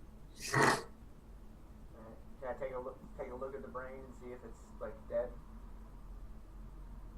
Yeah, sure. You go up. The brain is shrunk. It looks like all of the water or any of the life that was in it has been completely decimated. It's a shriveled husk of what it once was. While you go deeper into the room, you notice there's a menagerie of other strange carcasses in here. One is about 6 feet tall, but very wide, not human at all. It looks like some sort of like 6 foot tall insect, like with a large rhino beetle-esque front to it, with a heavily armored carapace on it, but just covered in these fungal nerves all over it, dead in one corner. Another one, a series of smaller dog-sized insects. 4 legs, sharp teeth, no eyes to speak of, are all kind of like in another corner, just covered by this fungal growth. And another one that seems to be some sort of like bloated thorax-looking insect, with a large back end and kind of a slender, almost human-esque torso, like almost like a centaur, except the back was insect. Except with no eyes, sharp insect-like teeth, and a series of little grabber things on its front, and with 2 humanoid arms.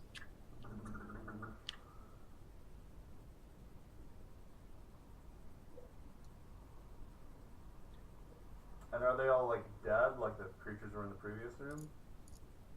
Yeah, they're all dead. They're all covered by the whatever nerve endings this like brain fungus has been spreading out, just completely like not just like over it, but inside of it, bursting out of the carapace. Have the veins. Like it was learning how to, like like this fungus was trying to dissect these organisms and trying to find out what they were. This is cool as fuck. Yeah. Can I look around to see if there's any doors leading out or any other like items, objects? Yeah, as you guys look around, it looks like this is once like a sleeping quarters, like a barracks almost. Here, I'll put it up on the map. Oops.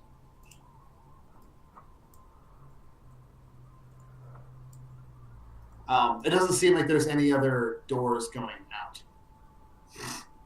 There's a couple of beds, a couple of chambers, a couple of beds, but most of the area has just been covered with this fungal nerve that were all feeding the brain, and these carcasses that the brain was trying to overtake.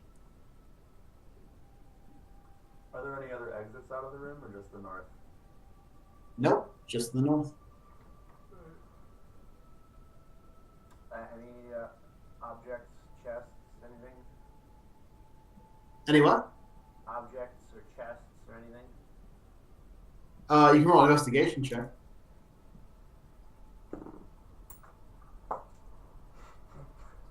17. 3. 18. Yeah, you guys don't find anything. It seems the whole room has just been anything that was wood or anything that's not metal at this point has just been digested. It looks like by the fungus, just into like a pool of tepid stickiness.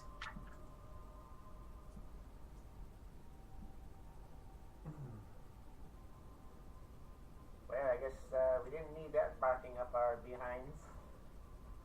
Glad we took care of it. I'm a sleepy boy. You want to just torch this room and take a nap in it? I guess so. I mean, it's kind of creepy.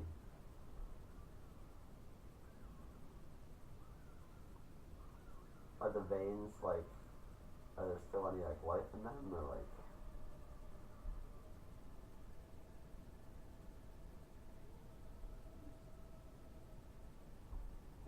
Repeat it. Are the veins? Do they still have any like life in them or anything? It's hard to tell. They seem still turgid with some sort of fluid as like the veins and the nerves just spread out. But they're not like pulsing or anything like the brain was. All right. I'm up for it if you guys are. I want to cut the brain away from anything that's connecting to it. Just Okay, it's fucking gross. It's so gross. You get so sticky. There's just wet slurping sounds as you just raise it out of the fungal bed. In its shrunk size, you can it's about the size of a football. But before they cast blight on it, it was huge. It's just this wrinkly, black, rotting mass of brain fungus. You cut it away from everything else. No change to the rest of the room. All the nerve endings and the weird veins are still pulsing.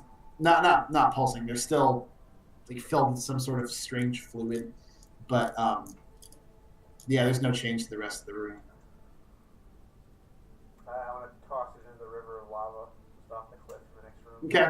You Kobe. wait for a little minute. There's a small little spark in the lava.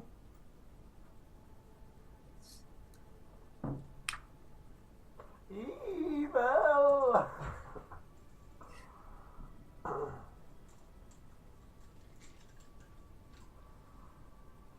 Sunshine. I think so.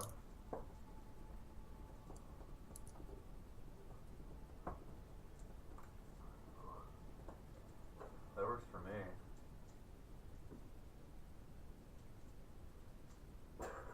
Who's got fire stuff? Let's just burn this place down. Do the old sanitize the room with fire.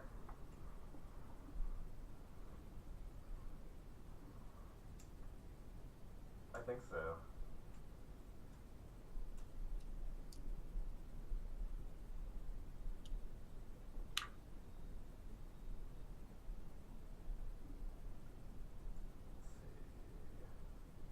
That works for me. What do you guys think?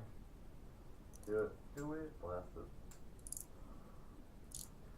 Alright, I'm gonna All right. cast What wall. spells are you using to torch it? I'm gonna use Wall of Fire.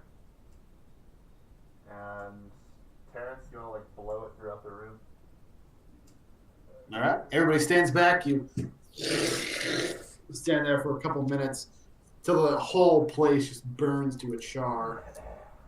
It smells like rotting vegetables and burnt hair after a while. But you do manage to torch everything in the room to a black cinder.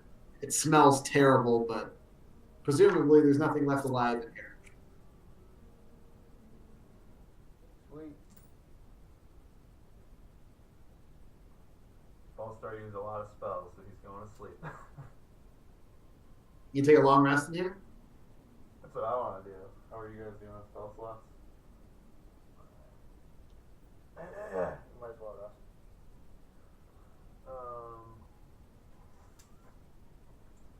we doing this in the main room with the pit of beholder or in the brain room?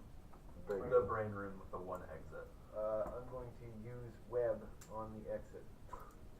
What's that? It's my own All right. spell. You make a webby door. Yep.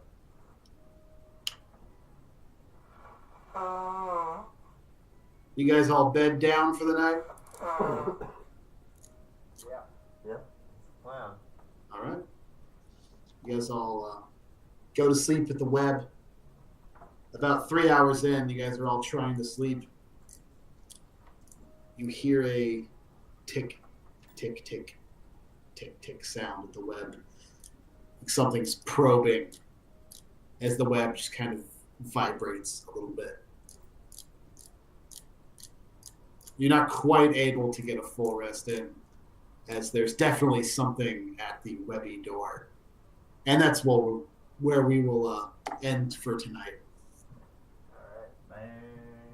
This is gonna be sweet. Hooray, hooray. Thanks for playing my games, guys. Yeah, man. I love doing it. I'll see you all next week. I'm still so jealous that you guys got to go see my boot band.